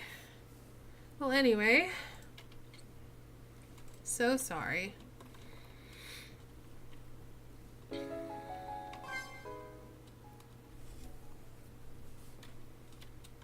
What should I do? Yeah, let's simplify the initial plot. Okay, Julie's back. So this is going to be less of a creepy ending. Oh, my head hurts.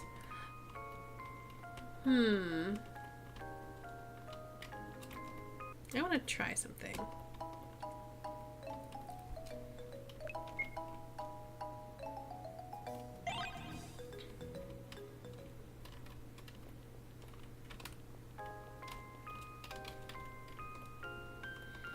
Puzzle piece.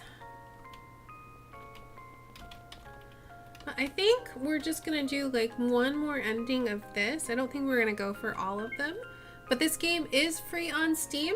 So if you want to try to get all of the endings, feel free to download it and play it yourself. It is called Confess Your Love.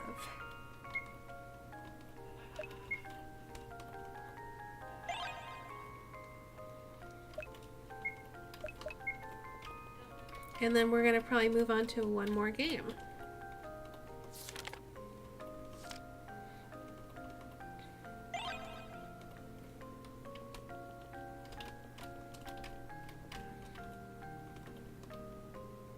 So we're going to get some water.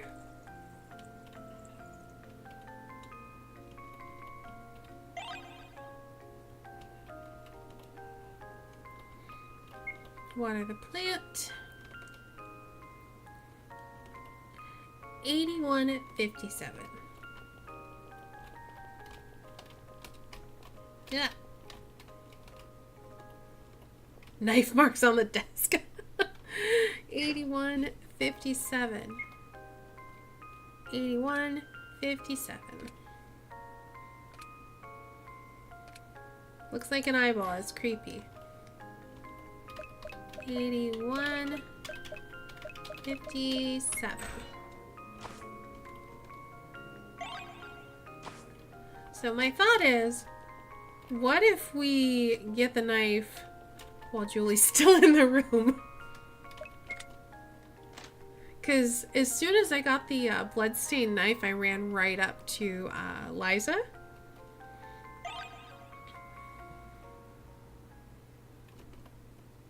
The knife is covered with blood. My head hurts. Yeah, Liza, I'm not sure what caused this, but she's in danger. I have to protect her. And Julie's still in the room. This is gonna be fine. Liza, I don't know how to explain this, but it's dangerous to stay here. What? Get out of here as fast as you can. I mean it. Did you have a nightmare or something? Trust me, hurry. Can we put this off for a moment? I haven't finished my assignments yet. Willie, chill out. There's no emergency. But Yeah, this is different. Julie, do you know any good psychologists? I'm sorry. Maybe I did have a nightmare after all. There, you poor boy. It's okay. Everything's fine. Good boy. I'm really sorry about all this. Julie, leave him be. Let's go. Gladly.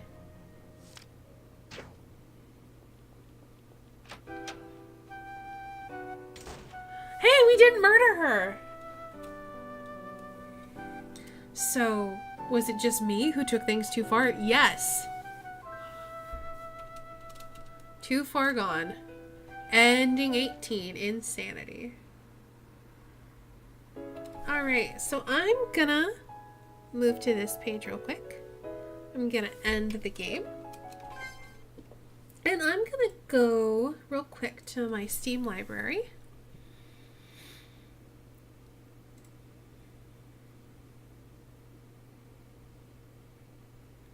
I think there might be 20 endings. I just want to look. Yes, there are 20 endings and 1 hidden achievement. We are missing endings 4, 5, 8, 16, and 20. And we are going to move on to the final game, I believe, of the night. See if we can get it to capture. This one is called The Bottom of the Well. Alright, so we're going to play it in windowed mode. We'll go with the fastest graphics, and we'll set it for that.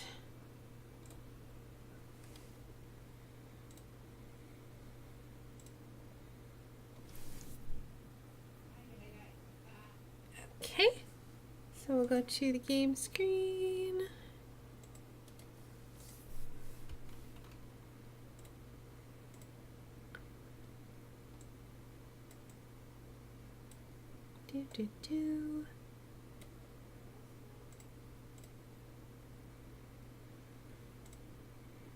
Alright, so this is called The Bottom of the Well. Put it right there so I can still see everything you guys say in chat. And we're gonna click.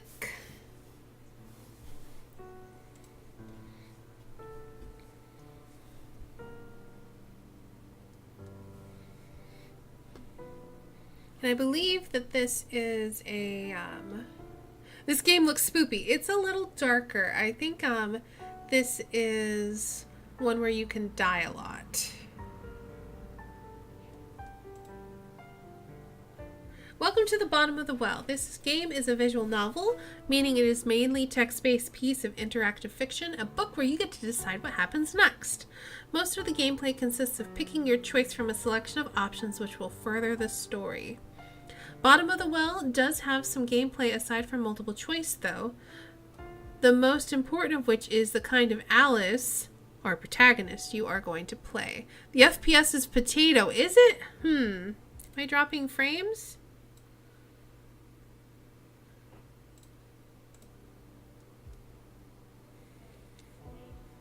Let me close out of this. I'll see if I can fix it.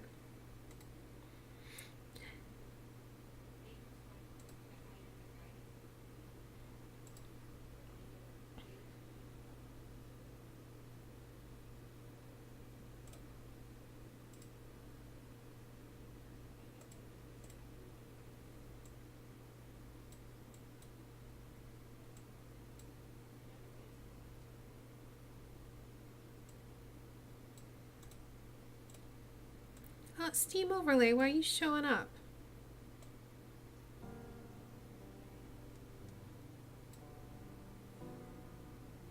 It still looks kind of potato-ish. Hold on. Because it's definitely just on stream. It's not,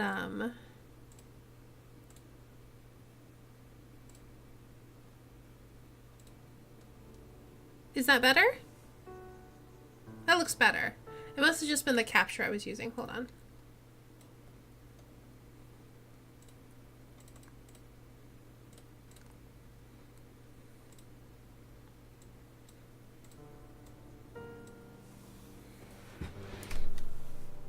Does that seem better, everybody?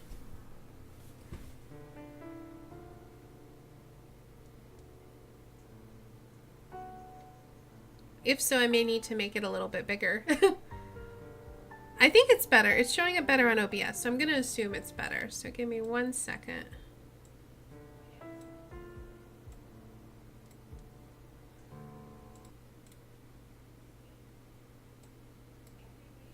Oh, what did I click on? Oh, that's not what I meant to do. Click on this. Boop, boop, boop. All right, that looks pretty good. On this and then click on this. Seems good. Thank you, Yashiku. Appreciate it. All right, let's try this again.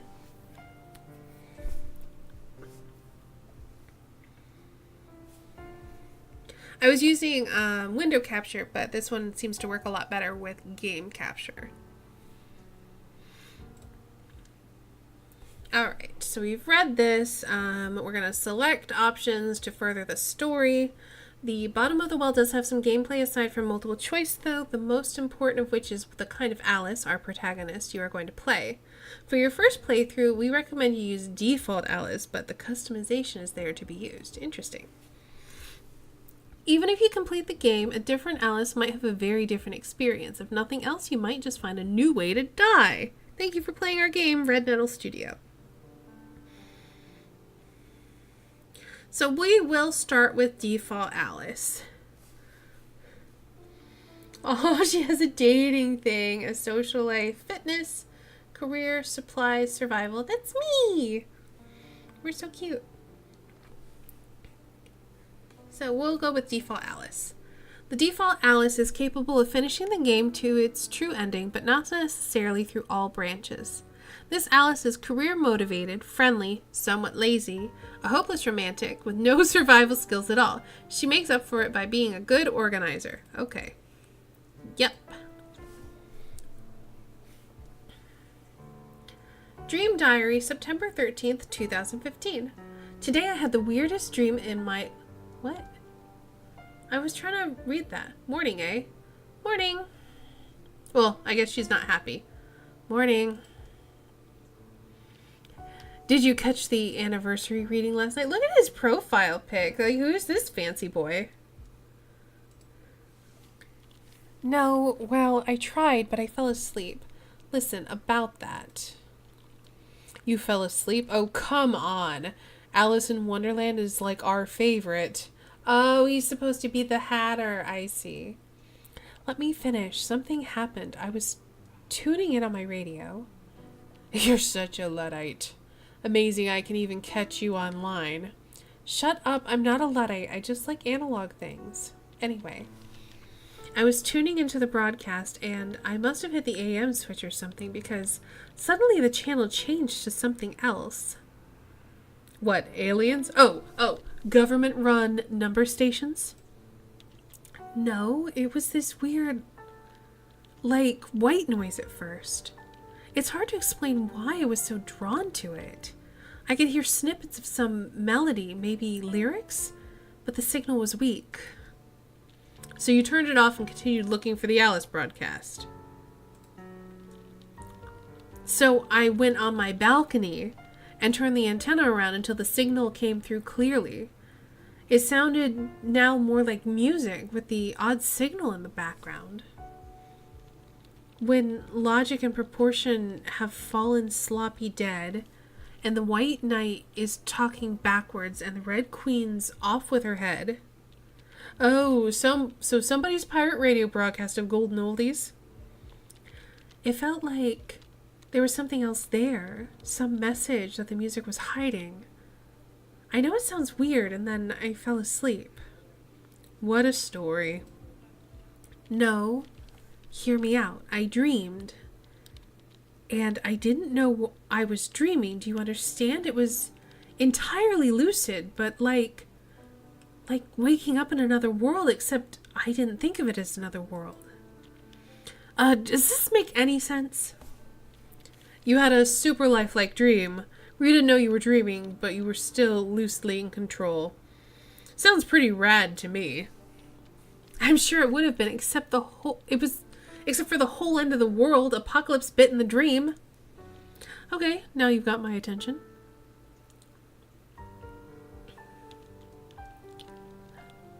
So, like I said, it was the end of the world. Everything I did that day felt like the real thing. Every smell, every sound, every color, every touch. It's important you know that. I wasn't acting like I would in a dream. I didn't know it was a dream. Heavy. Mad Hatter. Jeez. I do kind of like the Alice in Wonderland theme of this game, though. There was no warning, no build-up, nothing. Just between one moment and the next, the TV had turned to the emergency alert system. And this voice, it sounded like it had been recorded in the 60s, told us we were under attack. Were you alone? Yeah. I had had a really long day at the office, so I had sworn off all social contact for the evening. I had the TV on in the background, just as noise. Wait, what? The office? You mean you've got some kind of real adult person job in this dream of yours? Yeah, actually, at the college. Student admissions office. Hey, don't sound so surprised. I am going to graduate in just a few months, you know. Uh-huh. With a BA in English Lit. Shut up. Such skill with words. Anyway, what happened next? What happened next is I'm gonna get a drink.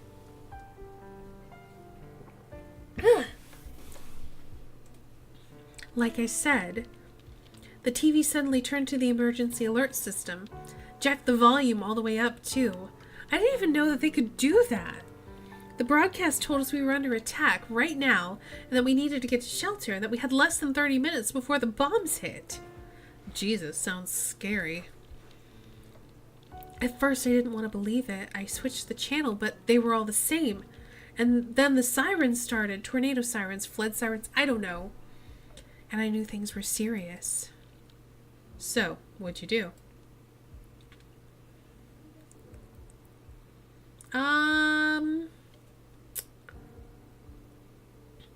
Finding out what's going on isn't really going to help. Calling Chess could help. Oh, that's going to be the Cheshire Cat. So we could reach out to the Cheshire Cat. Or we could think about our options as far as escape. Let's call the Cheshire Cat because I think that's interesting. I think that's what an actual Alice might do. Chess? Who's that? My, boyfriend. I mean, I don't have a boyfriend, but in my dream I did. Wait up. Tell me more about this sudden new boyfriend of yours. I thought you weren't in the dating scene. Actually, I've been thinking about putting myself out there, like maybe some online dating or something. Although I'm kind of afraid to check OkCupid right now. What if there's a guy there named Chess? Good icebreaker. Hi, I'm Alice. I dreamed about you last night. You were my end of the world buddy. Funny. Aren't I just? You were saying about Chess? What kind of name is that anyway? I wasn't really. I mean, yeah, he was pretty hot, I guess. And smart and into me. What more could you ask for? I can sense you blushing all the way over here. Maybe I should check my OkCupid profile, actually. So what did your boyfriend think? Well, first I tried calling him, but all I got was a pre-recorded network busy message, but the net still works, so I hit him up there. I mean, we did most of our communications in chat anyway. And I found him, but there was no time for, well, anything. I started typing, holy hell, what the fuck is going on style stuff, and he just tersely replied that he had to go. That's a little blunt. He told me he needed to go get his sister. His sister? How come? He mentioned her a few times. She's disabled, but lives in a house by herself, out somewhere in the boroughs. Did he ask you to come too? He didn't ask. I did. I'm going to be outside my apartment in 5 minutes, he said, and logged off. I guess that's an invitation of sorts, so what did you do? Well, I knew that Chess wasn't going to wait for me. If I wanted to go with him, I had to go right away. Just grab my stuff and go. Making quick decisions in the spur of the moment? Doesn't sound like you, so what'd you do?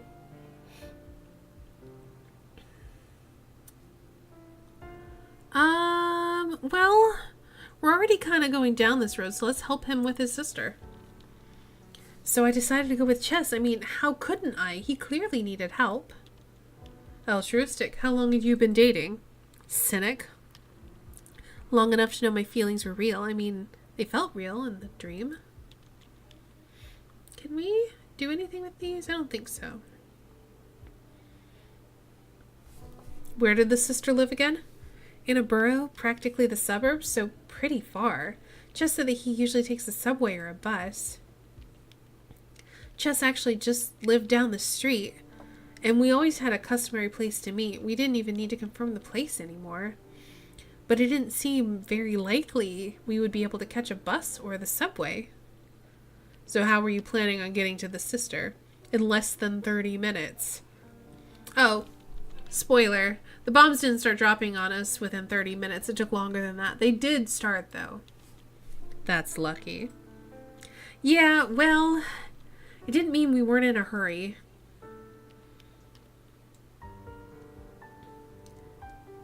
But you didn't leave empty-handed, though, right? Oh, right, yes. I grabbed the biggest bag I had. A backpack. People always called it magic. You could fit so much in it. Bigger on the inside and all that. Ooh. What are we going to take? We should definitely take a flashlight. We're going to take food.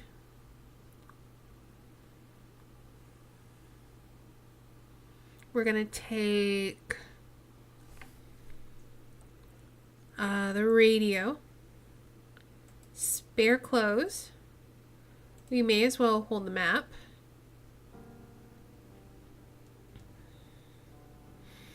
So now we can either take a sleeping bag or we can take food. Maybe we actually drop the spare clothes. We take the sleeping bag and the food. Oh, we can't. We only fit 3 things in there.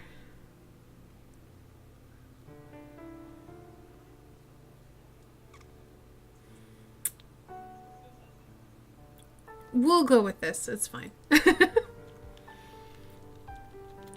Go on. Boro, sister, bombs incoming.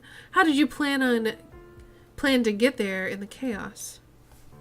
The chaos, yeah. The streets were nuts. Everything and everyone was going crazy. Crashes everywhere, but no one was responding. The street was completely gridlocked. I'm talking maybe 15 minutes after the first announcement here. All it takes is a few cars in the wrong place. But you live pretty centrally, right? It had to be better further out. Did Chess have a car?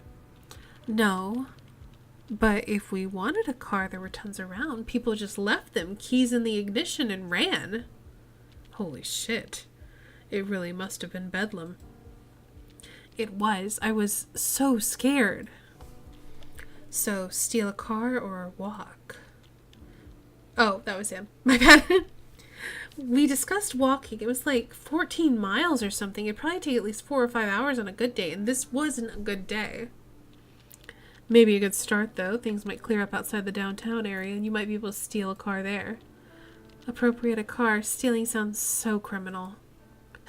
Whatever you say. Any other options except stealing, appropriating a car and hoofing it? Something in between. I know a guy with a motorcycle. He really loves that motorcycle, but I wonder if maybe he'd be willing to borrow it? What? I think that's supposed to say I wondered if maybe he'd be willing to lend it. I mean, for fuck's sake, we were gonna go rescue a disabled woman. You know him well? Reasonably. I didn't know you knew how to drive a motorcycle. I am a woman of many talents. So what did you do?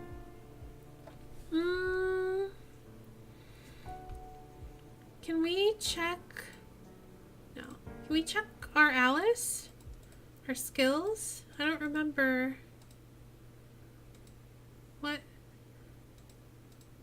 Oh, we can... Oh. No, that's just our inventory. Is there a way to check our skills? Oh, here we go. I mean, my social skills aren't too bad. Let's try the acquaintance with the motorcycle. The motorcycle seemed like a good idea at the time, except that when we arrived at his building, the first thing I saw was him outside, prepping his ride together with a group of similarly attired, similarly equipped motorcycle guys. So much for borrowing a motorcycle then. He recognized me when I approached. He looked pretty distracted, packing up the saddlebags on the motorcycle with all kinds of things, but he stopped for a second to talk. Hello, I see you are making your escape. Would you happen to have a spare slot in your escapo machine? He said he was headed toward a fallout shelter. When I asked him what he was talking about, he told me there's an old shelter down on 3rd under the Rad Bar. Your old hangout? What are the odds? Anyway, he said he could take me, that he knew the owner of the place. Sounds like a good alternative. What do you think? What did you think? Well, Chess immediately said, no thanks. He looked at me. What did you tell him? Ooh, this is a tough choice. Do we stay with the boyfriend? Or do we go with the biker gang?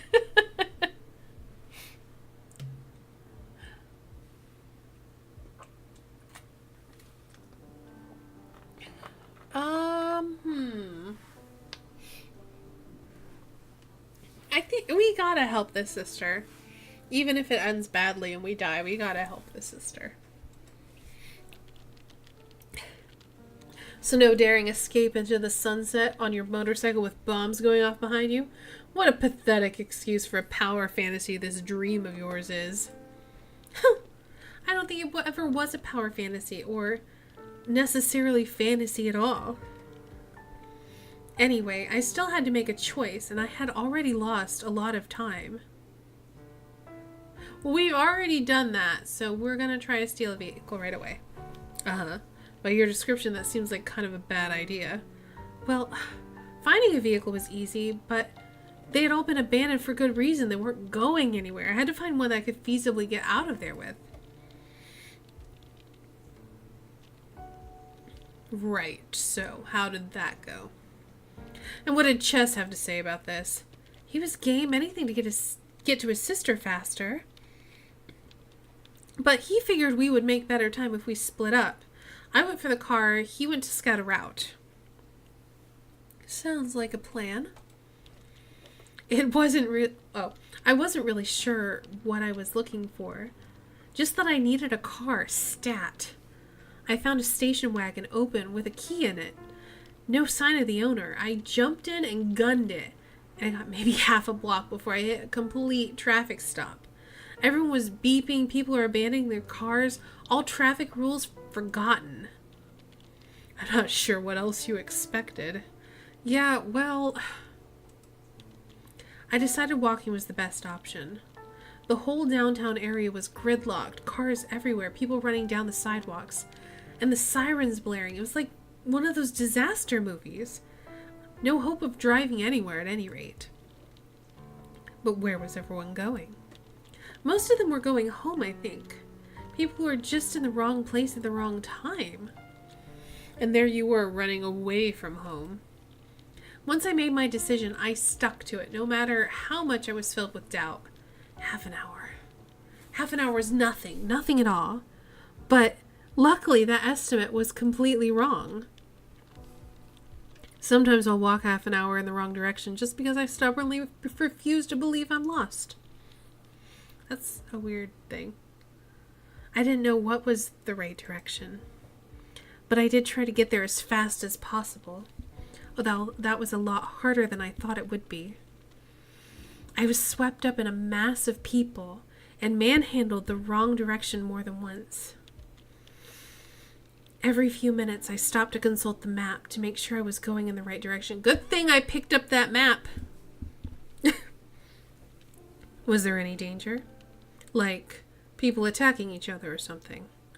No, I thought we were all going in the same direction, but then I realized that the crowd was heading somewhere I hadn't planned to go, a subway station. What'd you do?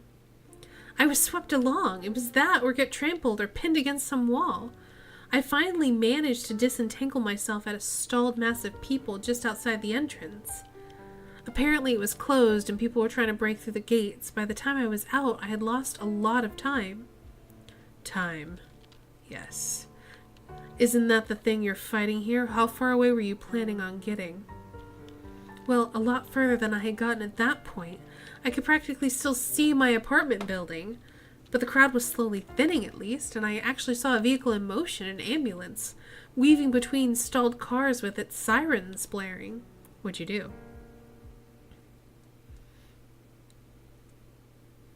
Okay, so we can try to find a car, look for shelter, or get away from danger.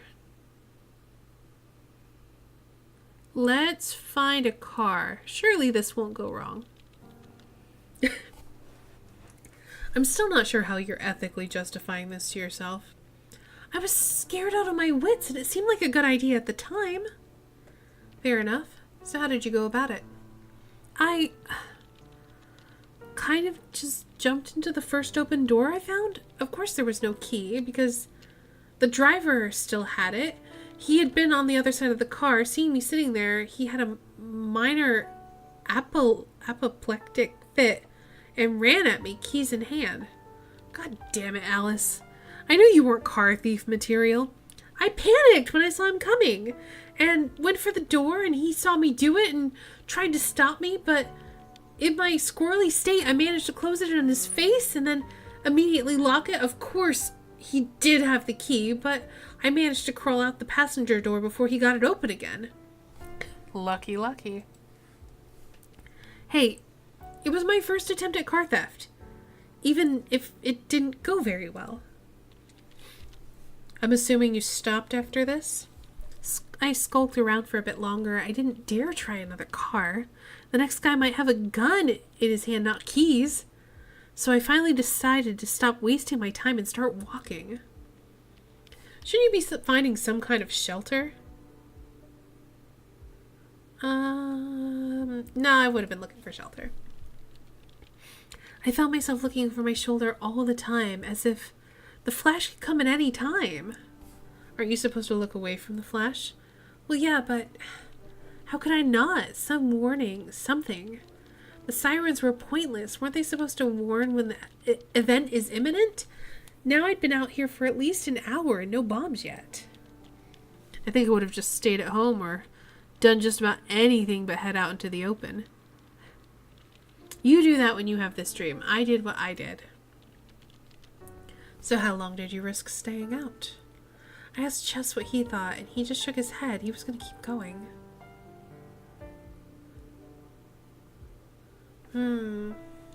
He's going to get us killed. We're probably gonna part ways here, and this is gonna go badly for us, and we're gonna die, but this is what we're gonna do. I was hurrying. I really was, but somehow I knew I had lost too much time. I saw it streak above my head. Oh, God. What, you were outside when the bombs fell? I thought, I don't know.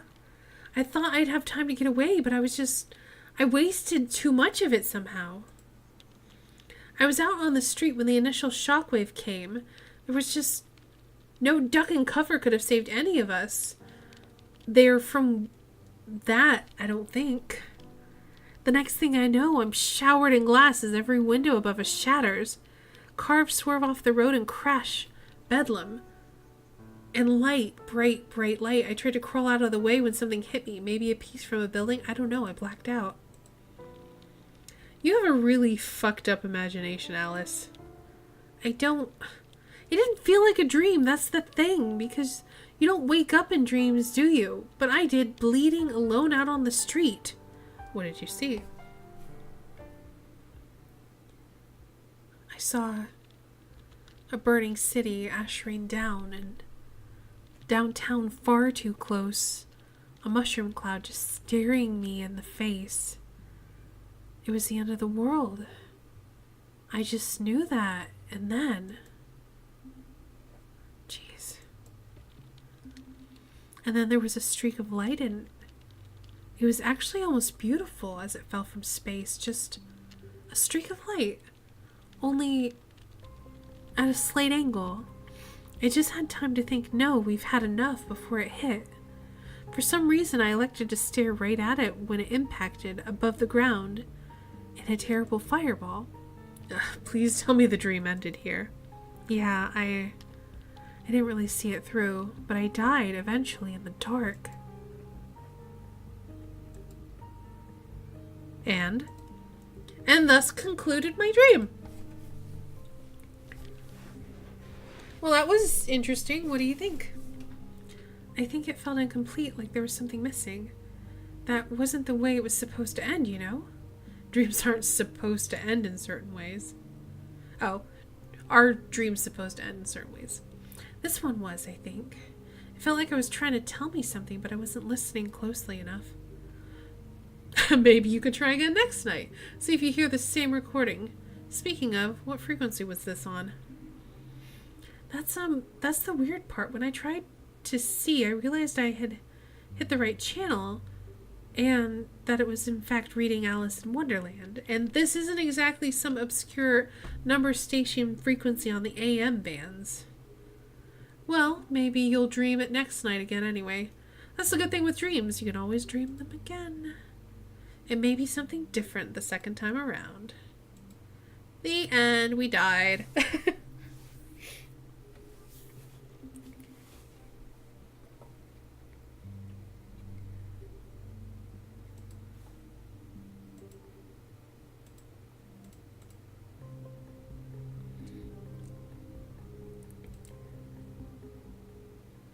Better prepared.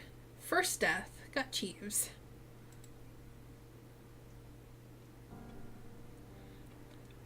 So we're going to run through this again. We're going to skip the dialogue that we've seen. We'll go default Alice.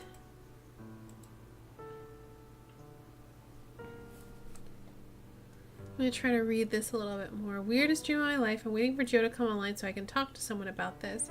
God, I feel like I'm going crazy. Alright, now we can skip. And skip. Okay. So instead of calling Chess, let's think about our options. Let's ignore the boyfriend. Boyfriend route was not a good route. What was your plan? Okay, what was your plan? The broadcast kept saying to stay indoors, to keep all windows and doors closed, stuff like that. Was it realistic of you to think you could stay in the apartment? Realistic? It wasn't like I had been through a lot of apocalypses before. I'm not sure what constitutes realistic. I had enough food in my cupboards to last me a little while, so at least I had that going for me. Oh, yeah. And I had my trusty radio, of course. I tried it and it worked. It was sending out the same emergency broadcast as the TV. And you called me a Luddite. You got me there, so what did you do? We're gonna die in our house. Hooray! I suppose I decided to stay home mostly because that's what the message was telling us to do. Is this the part where you start putting aluminum foil over the windows and prepare your bathtub for extended living? As if I even had the presence of mind to do that, I just listened to the man on the TV. He said, "Move you and your family to the centermost room in your house, preferably one without windows, preferably underground." Didn't your building have some kind of shelter? At least on this side of the pond, it feels like you can't walk a block without stumbling on half a dozen bomb shelters. Sadly, no, we never got into the habit of getting bombed during our wars. We were the ones doing all the bombing. Anyway, bathroom it was then. Did you think to bring anything? Oh, right, yes, I grabbed... Oh, we've done this. What is this? Like a name badge or something? Alright, so we're going to take the flashlight, the map, the radio, food, and sleeping bag. Serious question, why didn't you just bring your entire apartment with you into the bathroom? I mean, like, bed, every scrap of food, etc. First of all, I was kind of afraid the building would, collapse. I wanted to be ready to run, so I just packed my bags in advance. Second, the truth was, I just didn't come to think of it. I'm sure I had tons of other useful things lying around that I just didn't think to bring along. Alright, so what happened? The end of the world? Come on, let's hear it. It took a lot longer for the bombs to begin falling than they said. I stayed online for as long as I could with my laptop in the bathroom. Doors closed, everything edible stacked around me. The news suggested the U.S. missile defense was working and that it was shooting down the Russian missiles before they could land, but I guess sooner or later our luck ran out. Go on.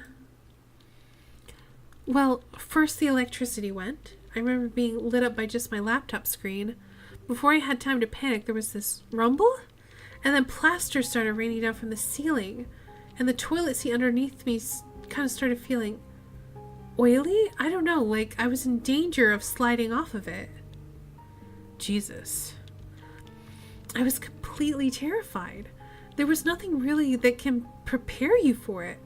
And that was just the first one. How many did they send your way? How should I know? After the first hit, the internet was down, the lights didn't come back on, but then a few moments later, there was another one.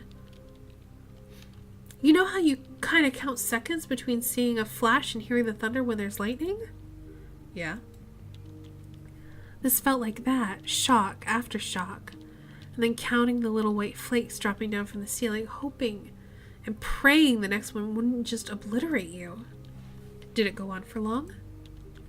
I don't think so. After the third one, my laptop and phone both stopped working suddenly. EMP? EMP, what's that?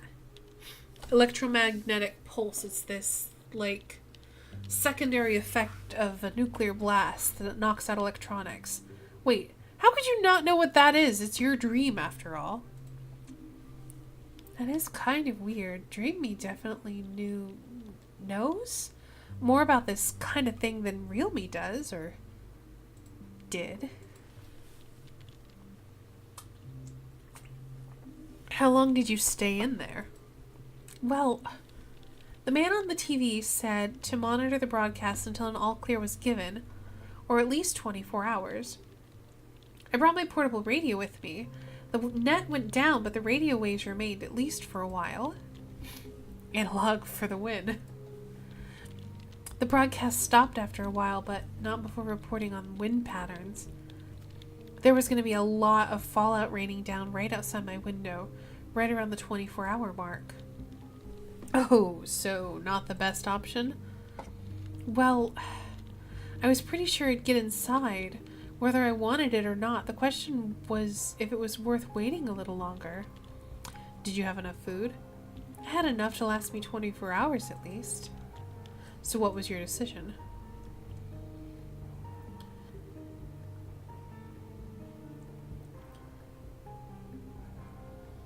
We are gonna stay for as long as we can because we don't want to get caught in the fallout. And we're just kind of doing what we're told this run. I stayed for as long as I possibly could until my supplies ran out. And how long was that? Well, I didn't actually have an overabundance of food. Well, that answers that question then. How long did you last? I made, well, not quite 24 hours. I waited the whole night, most of the morning, I think, but it got increasingly hard to figure out how much time had actually passed. I hope you brought some candles and a book. I brought my laptop, but yeah, that didn't work out. But I did have a copy of Gulliver's Travels in there. Oh, and Alice in Wonderland, of course. I didn't own any candles, some English student I turned out to be. How archaic. Back to reading paper. Anyway, I sat on the toilet and read using the flashlight. It really did wonders to keep me distracted, and I have plenty of batteries. Wait. I have to ask, are you telling me that you sat through the night in real time? I told you I had no idea I was dreaming. It was real. I'm awake and I know it was a dream, and it's like I really experienced it. I get panicked just thinking about it. And I always thought lucid dreaming would be fun. Maybe if you have power. I had none.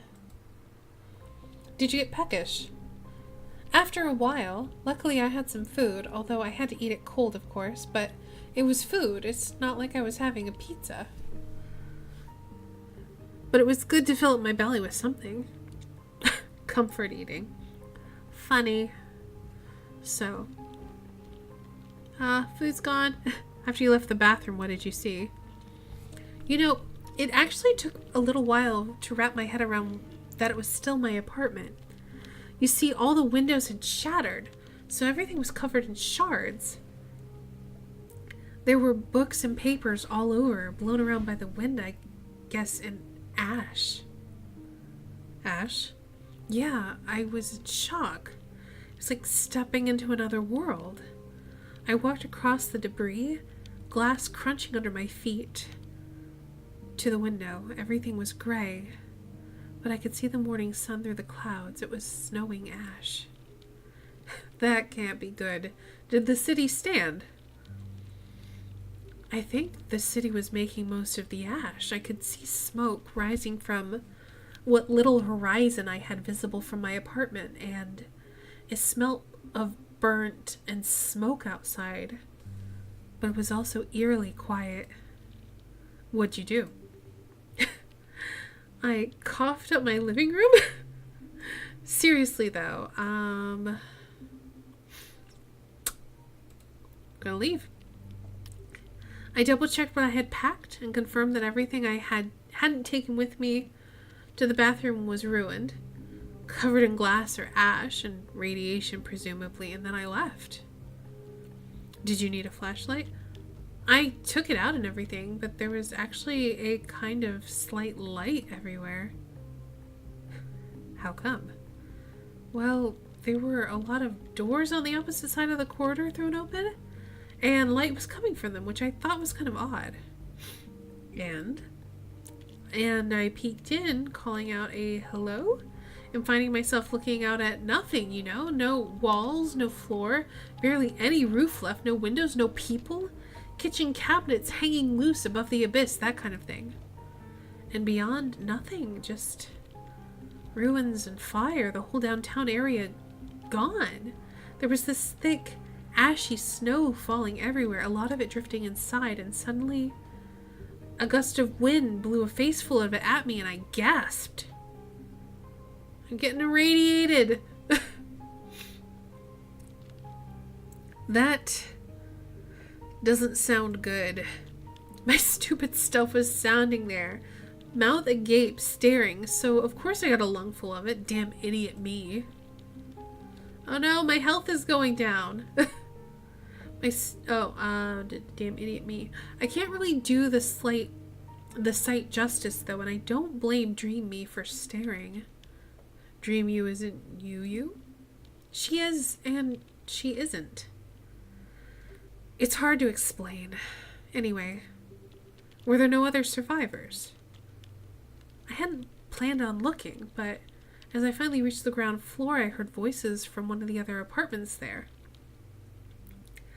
Did you investigate? I didn't really have to make that decision. As I was standing there, ears perked, a voice called out to me. Someone you knew? Yes, one of my neighbors. His name was Ross, and he and a small group of other survivors had gathered in one of the bottom floor apartments. There was a family with 2 kids, an older lady, and the janitor. What did you do? Safer in numbers. Went with Ross. Yes, we gathered at the bottom floor, the little group of us. Ross, me, we've already said that, the night janitor, who had hidden in the broom closet when the bombs hit. No one was badly hurt, but we were all coughing from the ash. Weren't you worried? About radiation?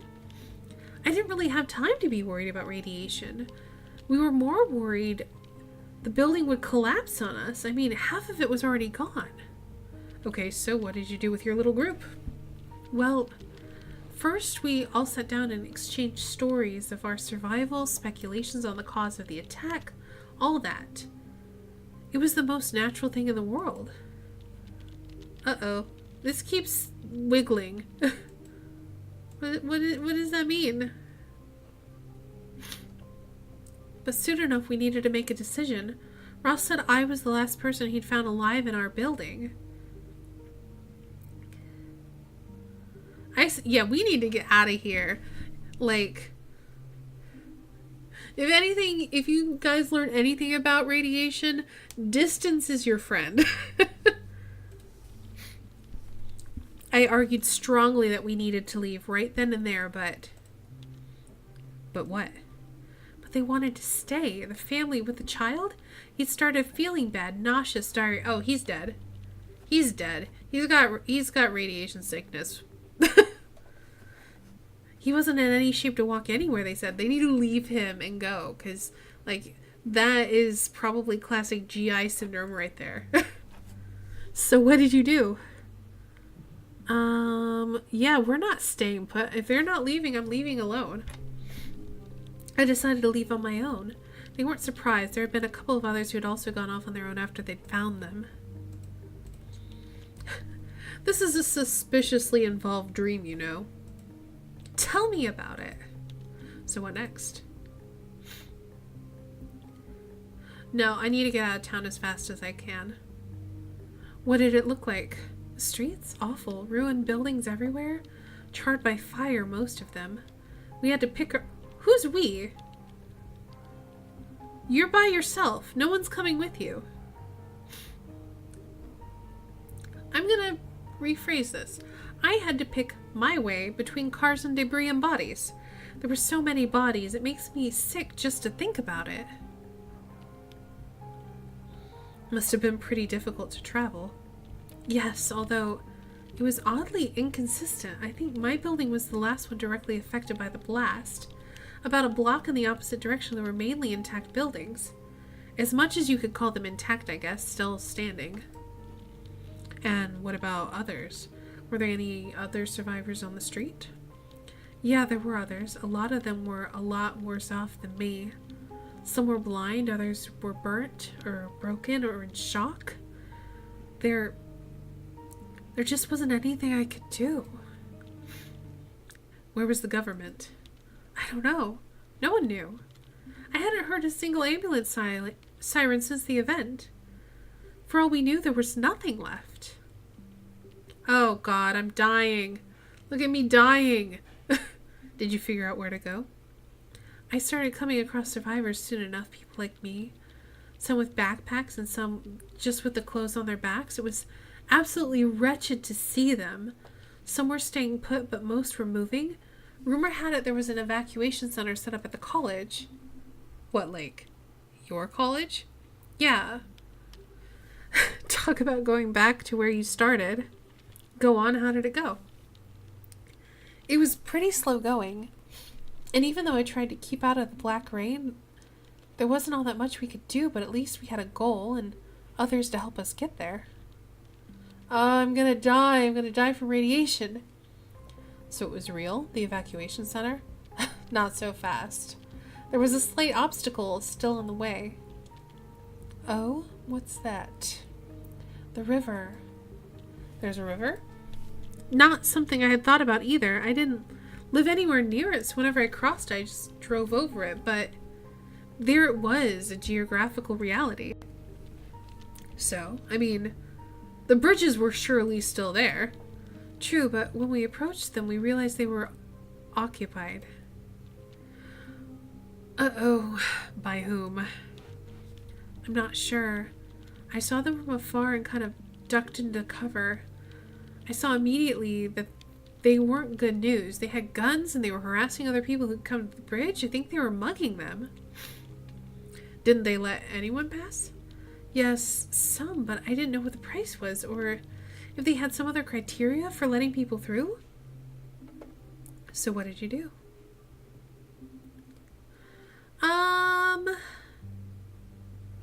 We're about to die. We don't have time to be looking for other ways across. So I went up to them and confronted them. Brave. I wasn't going to let them scare me. So, what were they, just thugs? Part opportunists, part worried townsfolk. They claimed that they were protecting their part of town from riffraff who were coming down from the city trying to steal their uncontaminated food. That this was just some kind of concerned citizens roadblock. The music is annoying. I can't really hear it too much.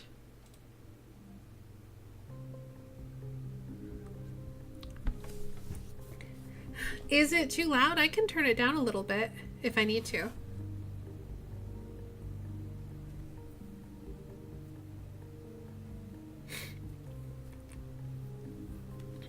Conveniently in the way towards the main evacuation center.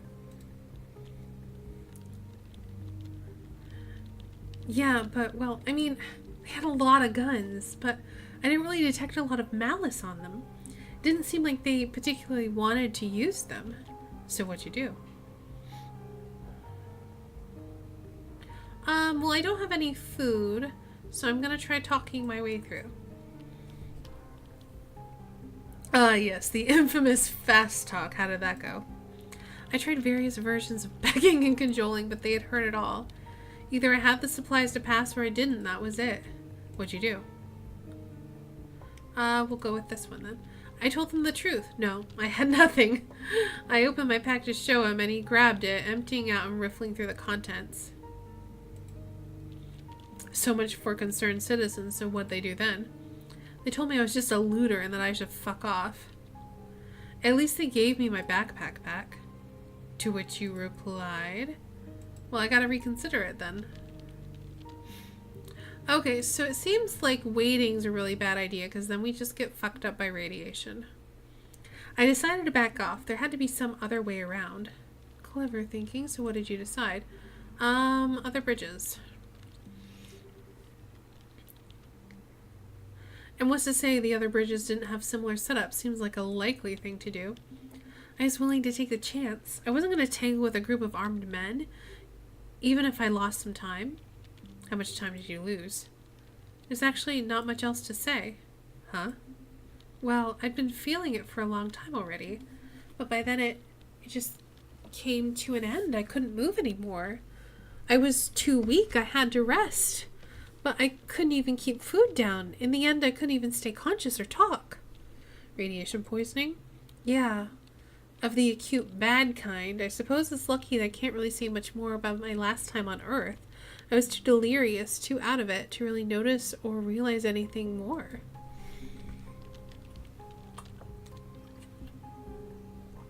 I came in and out of it, but mostly I remember incredible pain whenever I was conscious.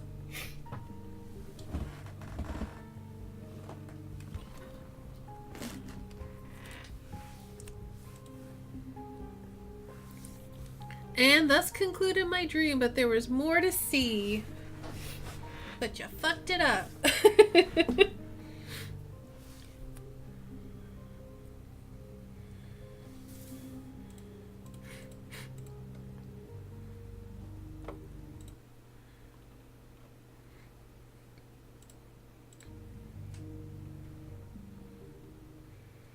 Achievement progress, better prepared. 2 out of 5.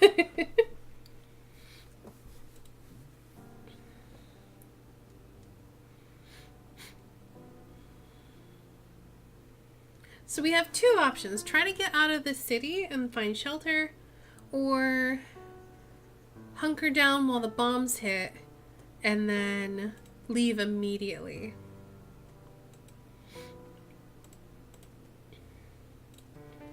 So we're gonna skip through this beginning bit.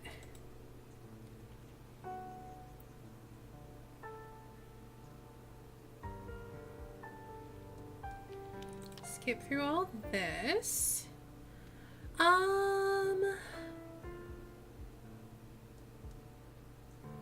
We haven't tried going online to find out what's going on, but I think it's just gonna waste time, to be honest. So we'll call the boyfriend. We go with him. We're gonna take food, flashlight, map, and radio. The sleeping bag and the clothes, forget about it.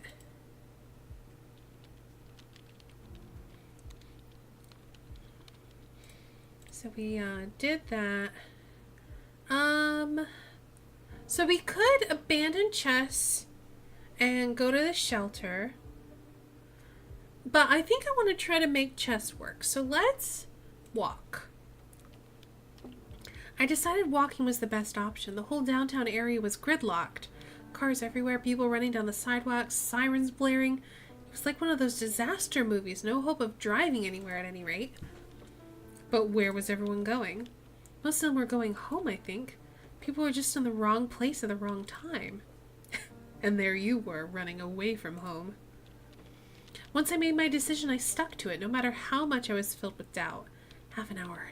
Half an hour was nothing. Nothing at all. But luckily, that estimate was completely wrong. Didn't know what the right direction was. We've read this. Subway station. Okay, so this is the same. We just have more time this time.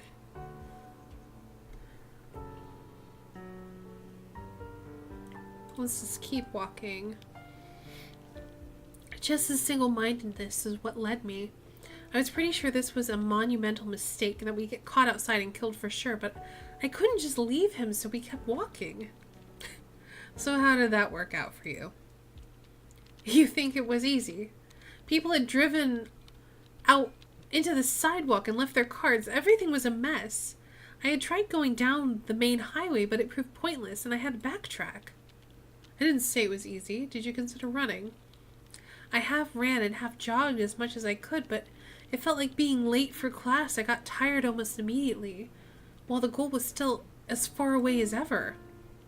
Just wanted to go faster, but he slowed down when he saw I was struggling. That worried look on his face went nowhere, though. And well, once I got away from the downtown area, things were much smoother. I ran as fast as I could, as far as I could. No bombs, still no bombs. I couldn't believe it. I couldn't believe my luck, but I knew I was pushing it now. What did you do? We were getting closer, so we kept walking. So did you make it? Maybe the bombs were just a scare. No, they weren't. I saw it as a glow high above the town. What? You were outside when the bombs fell? I don't know.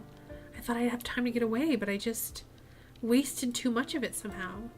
Okay, and then we've done this. Okay, so going with Chess is a bad idea, because then we die. Good to know. Fuck you, boyfriend. I picked my own path. Maybe we should go with those motorcycle people.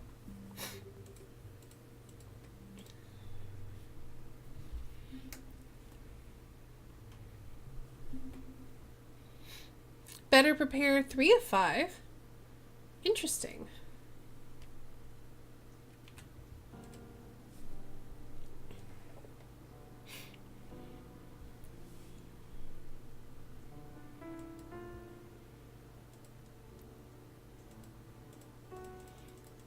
Yep. New game. Default Alice Sue, please.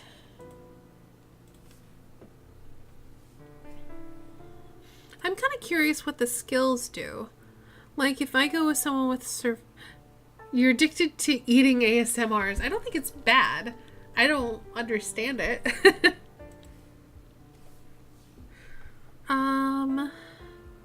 So we're gonna call chess.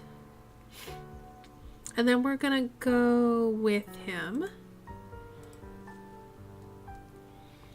Food, radio, flashlight, map.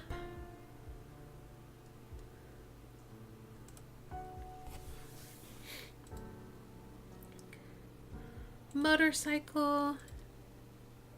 And then we abandoned Chess. Chess looked disappointed.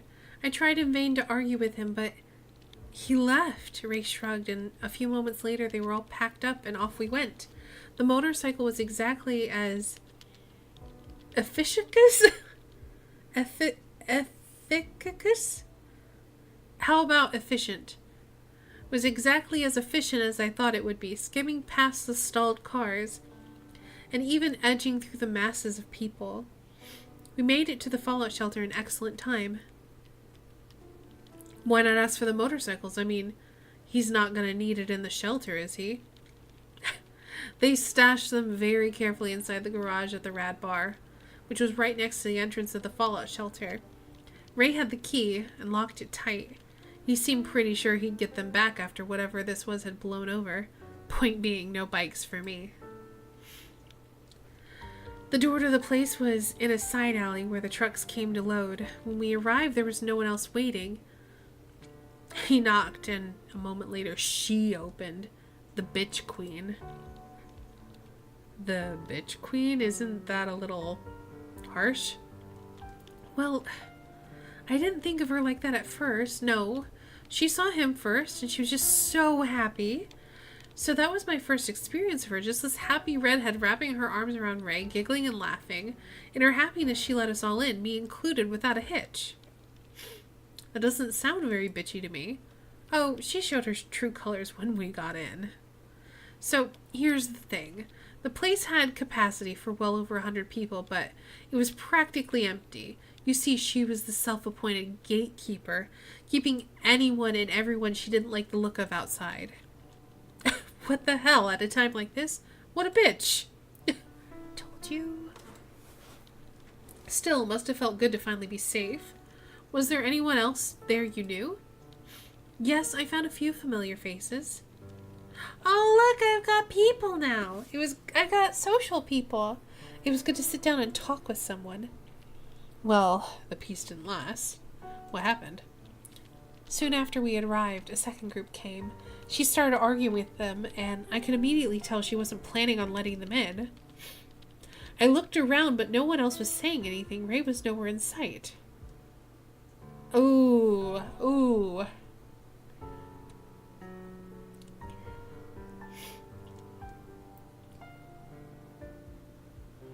What kind of Alice are we? Are we just gonna let shit happen? I mean, we abandoned our boyfriend to get here. We don't want to be thrown out. And this isn't even our... I mean, does she own it? We called her the self-appointed gatekeeper, so I don't know that... I'm worried. I'm worried that if I cross her, she's gonna kick me out.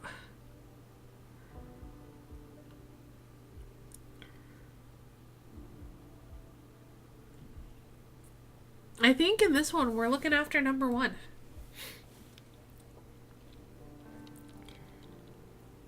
I know it's just a dream, but geez, what she was doing is just not right. I know, but I was afraid. I didn't want to be thrown out. Exactly, Alice, you get me. Alice, come on. I understand. Still, it boils my blood. Why does it boil your blood? It's a dream. Chill. Well, anyway, she and her friends closed the door and made sure it was kept closed. I really, really hope whoever was left outside actually left to find other shelter, because when the bombs started to drop... yes. The bombs. We were all underground, down a set of stairs leading to the actual bunker. It was filled with barrels and barrels of beer and other drinks, but at least there was light for a while. So it actually happened, the nuclear war. Yes, we had a radio with us, and we all sat clustered around it. At first, there were sporadic reports that the U.S. missile defense system was working, and that it was shooting down the incoming warheads, but then the signal turned off, and a few moments later we felt the rumble. Holy shit, but you were okay? The shelter did what it was designed to do, yes, although at one point there was a terrible sound just above the shelter, and it was briefly filled with dust. I was pretty sure we were all dead. People were screaming, babies were crying, the lights flickered and died. It was the end. Holy shit. Your subconscious wasn't joking around.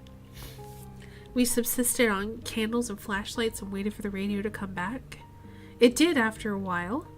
What did it say? Just about expected fallout patterns. It sounded very recorded, but I guess there had to be someone alive up there still clicking the buttons. But even that ended after a little while. Wow. Okay, so how long did you stay down there? Well, the radio said there was a cloud of radioactive ash coming our way within 24 hours, and told everyone to stay inside until further notice. Then it died.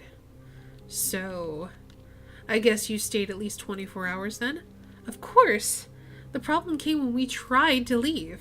What? Well, the shelter was underground underneath a big trapdoor, and the house above had apparently collapsed on the trapdoor. We tried to open it, pushed and pushed, but it wouldn't budge.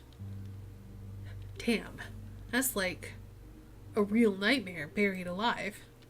Well, we had food down there for a while, and if we started drinking beer with our meals, we could probably stretch it out for weeks. Of course, then we'd be all kind of drunk all the time too, but what then? Maybe there'd be rescue? Maybe. What if there wasn't? What do the others think? Ray and his queen wanted to sit tight and wait for help. A few of the others wanted to find an alternative way out, maybe through one of the ventilation shafts. A third option would be to keep working on the trapdoor. It opened out, but if we removed the hinges and got it to collapse inward, and then dug up through the debris, the radioactive debris. Anyway, people were getting very antsy, so it was time to make some kind of decision. So what did you do?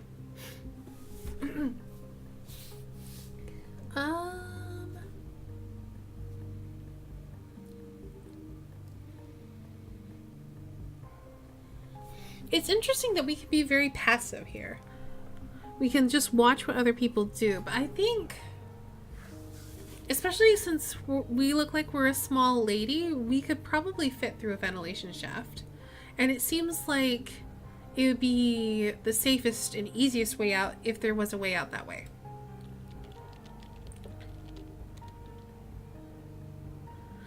Correct me if I'm wrong, but don't you get your air from the ventilation shaft?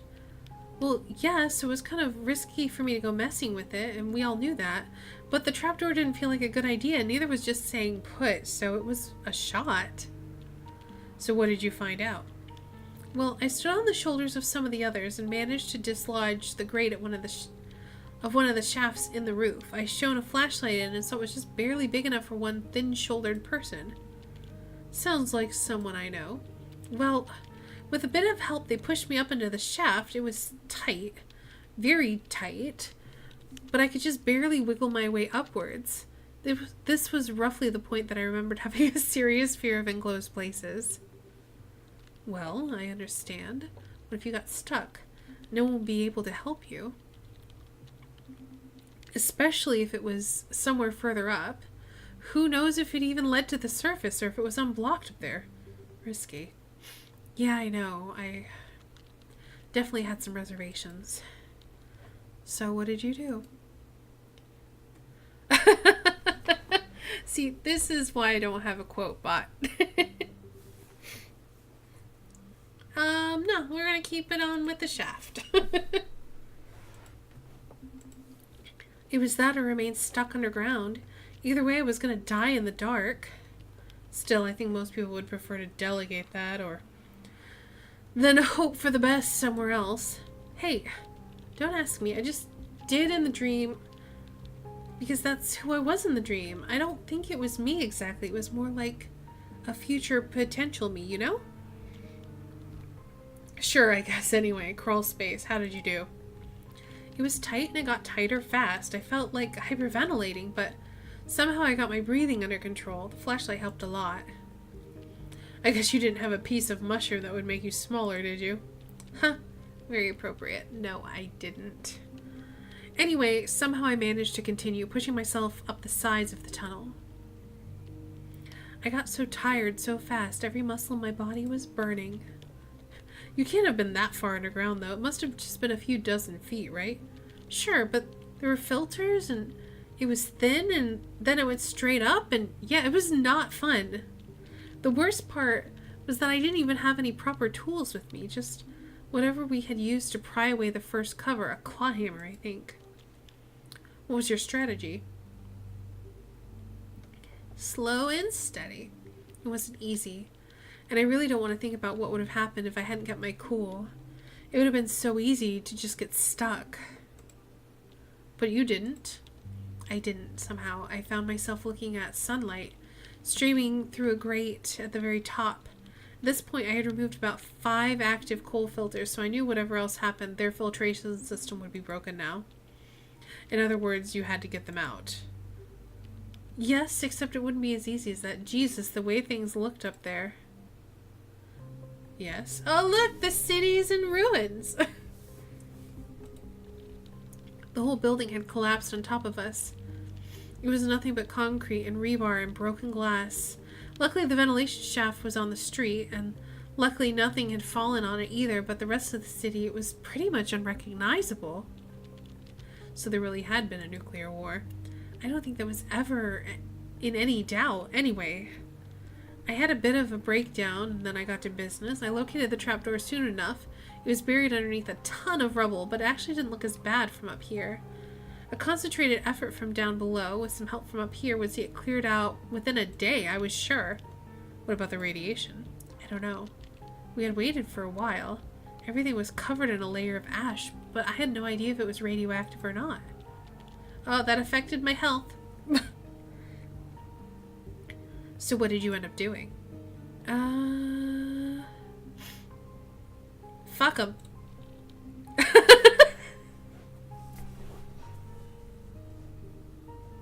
Are you serious? Hey, you don't get to judge me, dream me, anyway. The truth was there was almost no one down there that gave a damn about me. I was done with that place. Oh, we lost all our people. Besides, if I found the government, I'd let them know where to dig. That's terrible, Alice.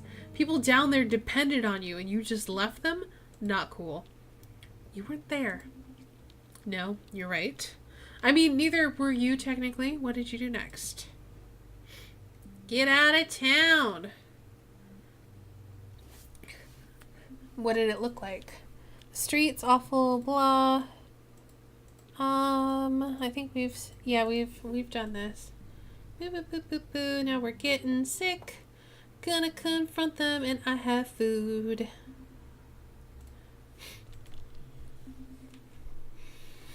Although it felt like a monumentally foolish thing to do, still, if they wanted to rob me, they had all the guns anyway. Just as I was going through, one of them stopped me and asked if I had any more than just that.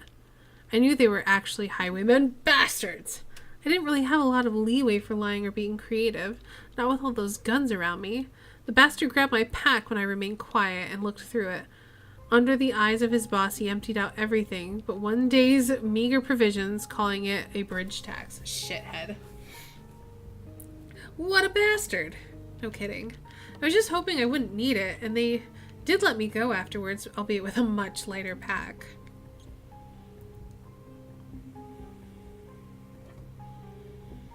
So, that evacuation center, my college.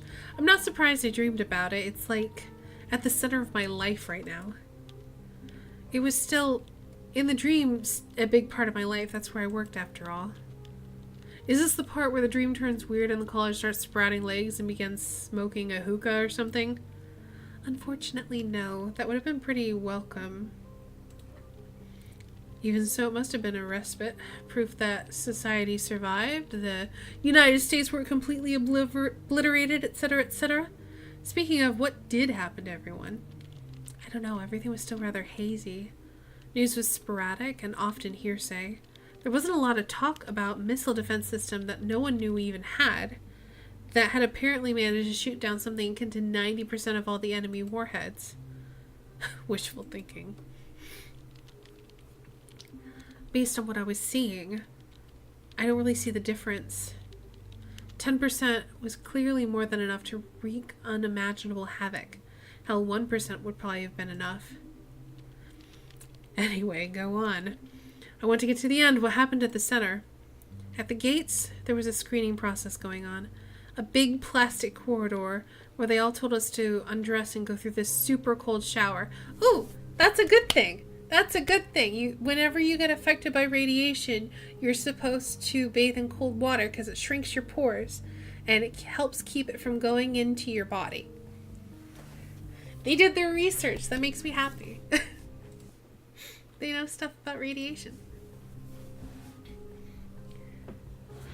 After which, men in gas masks and plastic coverings ran Geiger counters over us. Seriously? So what happened? There were 2 doors at the end of the corridor, beyond the men in masks with guns. Whenever their Geiger counters frazzled and complained, you went right. Whenever it was quiet, you went left. So that's good. They're keeping the radioactive people away from the non-radioactive people. I went left. Okay, good. So I'm not super radioactive. That's good. That's awesome. After the check, they gave us new threads. Honestly, they mostly look like prison garb, but at least they were not radioactive. All of our old stuff would be disposed of. I think they just gave them to the poor people going right. I saw them through the fence heading off to God knows where in their old clothes, many of them too tired, too sick to even walk upright. That's really sick. I can't even imagine how many millions of casualties they had to deal with. I suppose this was just them being pragmatic. Anyway, what earthly paradise were you led to then? Yep. They had set up shelters for us in the dorms and some of the lecture halls, indoors with proper protection and daily washing and clean food. We were scheduled to stay there for just a little while until they could relocate us somewhere safer. It all seemed very organized, in control. So, was Chess and his sister there? No. I searched, harboring some vague hope that maybe they'd made it, but no. I suppose it was a long shot anyway. Still, not an unhappy ending, I suppose. Was it the end? No. No, it wasn't. Do go on. Did you rebuild society or something? How much longer is this dream? Should we maybe continue tomorrow, like a part 2 or something? No, it's almost over, but this is when it gets weird. Remember the music I heard on the radio before falling asleep? Yep. So, I was taking a walk between buildings and enjoying the fine weather. Since they had given a Fallout all clear, they sprayed the lawns daily and checked them for rads. When I heard it again. Kind of like you turn at the sound of thunder into explosions in a dream? No, or maybe? Actually, yes, it's not a bad analog. The music was a connection between the dream and the real world. When I heard it, it was like I suddenly remembered that I once had the dream I was currently having. I remember in the dream thinking about how incredibly unlikely that was. It was weird, okay? Dreams are weird, so the music, where did it come from? It came from the admin building. It's this big place with the rector's office and a bunch of other offices, no teaching spaces, off to the side and a bit close to the stadium. I shouldn't have heard it by any means, yet somehow I did. I walked closer, but that building wasn't a part of our turf. The doors were all under lock and key, and there was a fence cutting off from the main entrance. But I knew it came from there. Okay, so what did you do?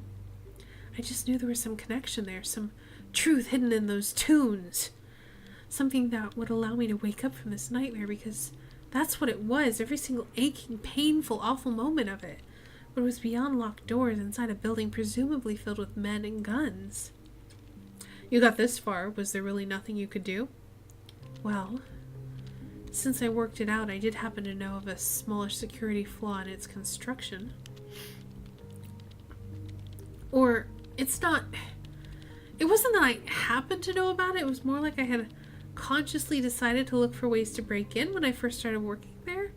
Exactly in order to allow myself to get in when I needed to. I'm not sure if that makes any sense. You anti-actively re-remembered in your dream that you had this dream and therefore changed your life in order to have the keys when you had the dream again? Or when it happened in real life? Yes. This is the weirdest goddamn dream, and I have had a lot of weird dreams. Anyway, what's next? Well, the security flaw was that one of the electronic locks on one of the side doors was actually just would open if anything vaguely magnetic was passed over it. So I borrowed a metal platter from the cafeteria and swiped myself in. It took all of 3 seconds. So you got in. Guards, alarms. No, nothing, just the music, even louder. I followed it upstairs to the room of one of my professors of archaeology specializing in South American history, I think. Mayan, specifically. I was pretty aware that it was possible whoever was in there would just raise the alarm, and God knows where they'd throw me then, maybe in with the sick. But the music, I had no choice. I opened the door. There was a man there. He was sitting behind the professor's desk, feet on the table, bobbing his head to the music. He had a head of white. That's such a weird way to put it. He had white hair and a thick beard, and he was wearing a ratty old band t-shirt and jeans. Around his forehead he had a scarf. When I opened the door, I was greeted with the unmistakable smell of pot. His joint fell out of his mouth when he noticed me. One of the staff? No. But he definitely did not look government either. We stared at each other over the table. After a few moments, he picked up the blunt again, inspecting it for damage. Ascertaining it was fine, he offered it to me. Smoke? Did you accept? After all that had happened? Hell yeah. He offered me a seat and then handed me the joint. He was an older man, in his late 60s or early to mid-70s, but he still looked sprightly. An old hippie. There was no malice in his eyes. He looked tired and sad, mostly. This is pretty weird. Call me Rabbit, he said. Sorry, I don't mean to quote directly. No, actually, I do mean to quote directly. I remember it all so clearly. Hey, don't let me stop you, Alice. Follow the white rabbit achievement. We just quietly shared the blunt for a while, and then he started talking. He had a very pleasant, mellow voice.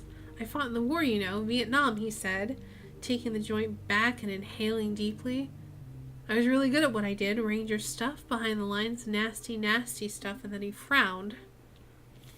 Weirdest dream ever. You sure it wasn't a member of staff? I'm sure. He just continued, ignoring my apparent confusion. When I got back, I was pretty messed up. Everyone hated me too. I couldn't understand it. I had fought to protect the U.S. I was supposed to be a hero, like my pops before me, but instead, all of these people my age were protesting, burning flags, hating, and I couldn't let go of what I'd done either. He smiled at me, then laughed like it was some kind of joke. You don't know where this is going, do you? So he was a traumatized war vet. You don't have any of those in your family, do you? No, I don't even know any modern war vets. We're very anti-war in my family, but this character, I mean, he was a character, like a walking stereotype, but he still felt very real, heavy, present, trying to smoke away his troubles 4 or 5 decades afterwards. Deep scars. And he was right. I was even more confused than when I had come here. I wonder where you cooked him up then. Seems so oddly anachronistic. This is when he leaned under the table and took out 2 things. One was a safe. one of those... Oh, one was safe. There's some typos in this. I mean, it's free. So I can't be too hard on the writing, but still. One was a safe, one of those small portable ones. This one with a 4-digit pin code. The other was a heavy, ancient-looking 1911 semi-automatic handgun. You're drawn to the music, aren't you? He said. The gun in the box just lay there like he forgot about them the moment he took them out. He continued. Well, it's not the music, really. It's what's underneath it. Old sounds. Older than you'd think. Held together by God knows what. Magic, as far as I know. My great-great-great-grandpops found it far down south. That's what my dad said, at least. He used it after the war to help him sleep at night. Some kind of old, like, Mayan-type stuff? Prophecy stuff? I turned it on and holy shit, he wasn't kidding. The dreams it gave you of a future all rosy and beautiful. Peace, no war. East and West living in harmony. Learning from each other. Free love, free drugs, rock and roll. Every night I could fall into this future vision living a guilt-free life. Some kind of dream time travel device? But his vision sounds pretty utopian. Yeah, he was getting to that. But then one night it all changed. Instead of waking up to peace and love, I woke up to, well, kind of a version of this. He waved out the window, which had a nice view of the downtown area still smoking. The bombs had fallen. I panicked. I mean, I had figured out already it was some kind of prophetic device, but since the future looked so rosy, all I was doing was taking out a bit of it in advance, while the rest of history caught on, except now something changed. Fascinating. So I did the worst mistake a person can do. I brought it to the government. I knew there was no other way to convince them of my vision, which I'd had for a solid month straight now, was true. I managed to get my old buddies in the CIA through my military connections, set them up by the recorder, walked them through the vision. They were convinced. And they also knew something about what had caused it. Some secret scheme they'd all been cooking up, which had clearly backfired. I'm not sure if this explains all of recent history, or does the exact opposite. Oh gosh, there's so much stuff here, and I'm starting to lose interest. I feel like we're close to the end, though. She said we were close to the end. My voice is getting tired. I want to be close to the end. So we're definitely not going to do another one after this.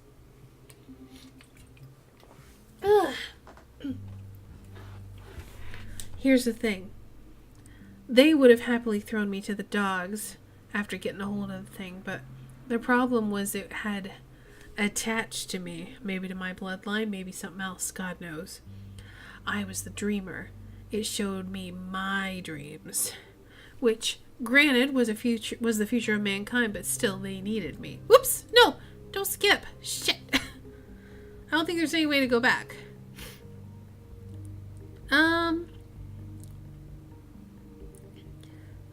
So something about her being the dreamer, but it's weird. Here, that was a bloody weird part. He indicated the box with the gun, then looked at me. I will give you 2 minutes to open this box. If you are the new dreamer, which I think you might be, that shouldn't be any problem for you. And then he just got up to finish the blunt by the window. That makes no sense. How could you possibly know that? What did you do? Well, I don't know the combination. So let's get out of there. I didn't want to stay around. I told you how real the dream felt, and even though the music made me pretty sure it was all just a dream, there was something about standing in that room with that man with a gun that I didn't quite like. But so many questions! Oh well, did you manage to get out? Just as I was leaving, Rabbit turns towards me. It's no use, but I like how you keep fighting, so I'll give you a hint. You're looking for names and numbers. He winked. What the hell did he mean by that? I don't know. I had gotten more than a few feet down the corridor before I heard a loud bang, and then I woke up. He shot us!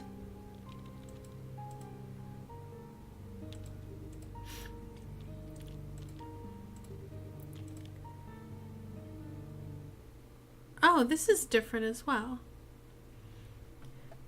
I'm not quite sure that was a dream. She says, I don't think it was either. So what was it then? Prophecy? We're all going to die? No, I think I just saw a test. Maybe of their missile shield? Who knows what they use it for? Whatever it is, it's about as top secret as it gets. This is crazy. I'm almost starting to believe it. What did he mean by calling it streamer? I wish we hadn't skipped that part. I don't know. All I know is that I have to find him again, Rabbit, before they find me. Why would they look for you, and who is they, anyway? Because they need a dreamer, but I have this feeling that this is not what the thing was meant for. Rabbit knows it too. There's something else. Something else than manufacturing monstrous future scenarios that may any day come true once they perfect the formula. Whatever else could such a power be used for? Funny. I don't know yet, but I intend to find out. It almost feels like I've already... Wait. What? Nothing. It's just... For a second it felt like I heard it again. The music. Like this was one of those decision-making moments that determine my future, as if it will somehow affect the dream I'm going to have had. Careful with your future perfect tense here. Sorry, you just get the feeling that things aren't over yet. Oh shit, someone's at the door. Be right back. She's not coming back. She dead. She taken by the government. She gone.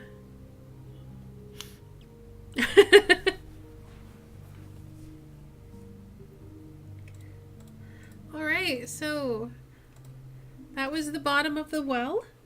We got better prepared 4 out of 5, so that's good. We're getting better prepared, but yeah, that's gonna be it for tonight, because my throat is tired and my nose feels all stuffed up and I need to stop talking.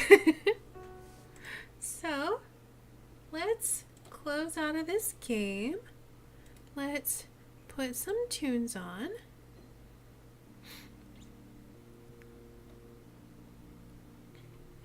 And thank you so much everyone for hanging out. It's my first time doing visual novels on stream, so hopefully you guys enjoyed that. I thought they were kind of cool. I really liked the first one. I thought it was really cute. The first one that we played was The Average Everyday Adventures of Samantha Brown. It's about a girl with social anxiety who wanted to make some oatmeal in her communal kitchen, and it was really cute. The second one we played was called Confess My Love, and it was kind of cute and kind of creepy at the same time. And then the bottom of the well was like full-on post-apocalyptic, try to survive, and we did a bad job of that. I think we died in every single scenario, so there is a true end that you can get. And yeah, these games are all available for free on Steam, so if any of them piqued your interest, feel free to look them up, grab them a download, and play them yourself. I thought they were all pretty fun. So yeah, thank you again so much for hanging out and watching, and we'll see you next time.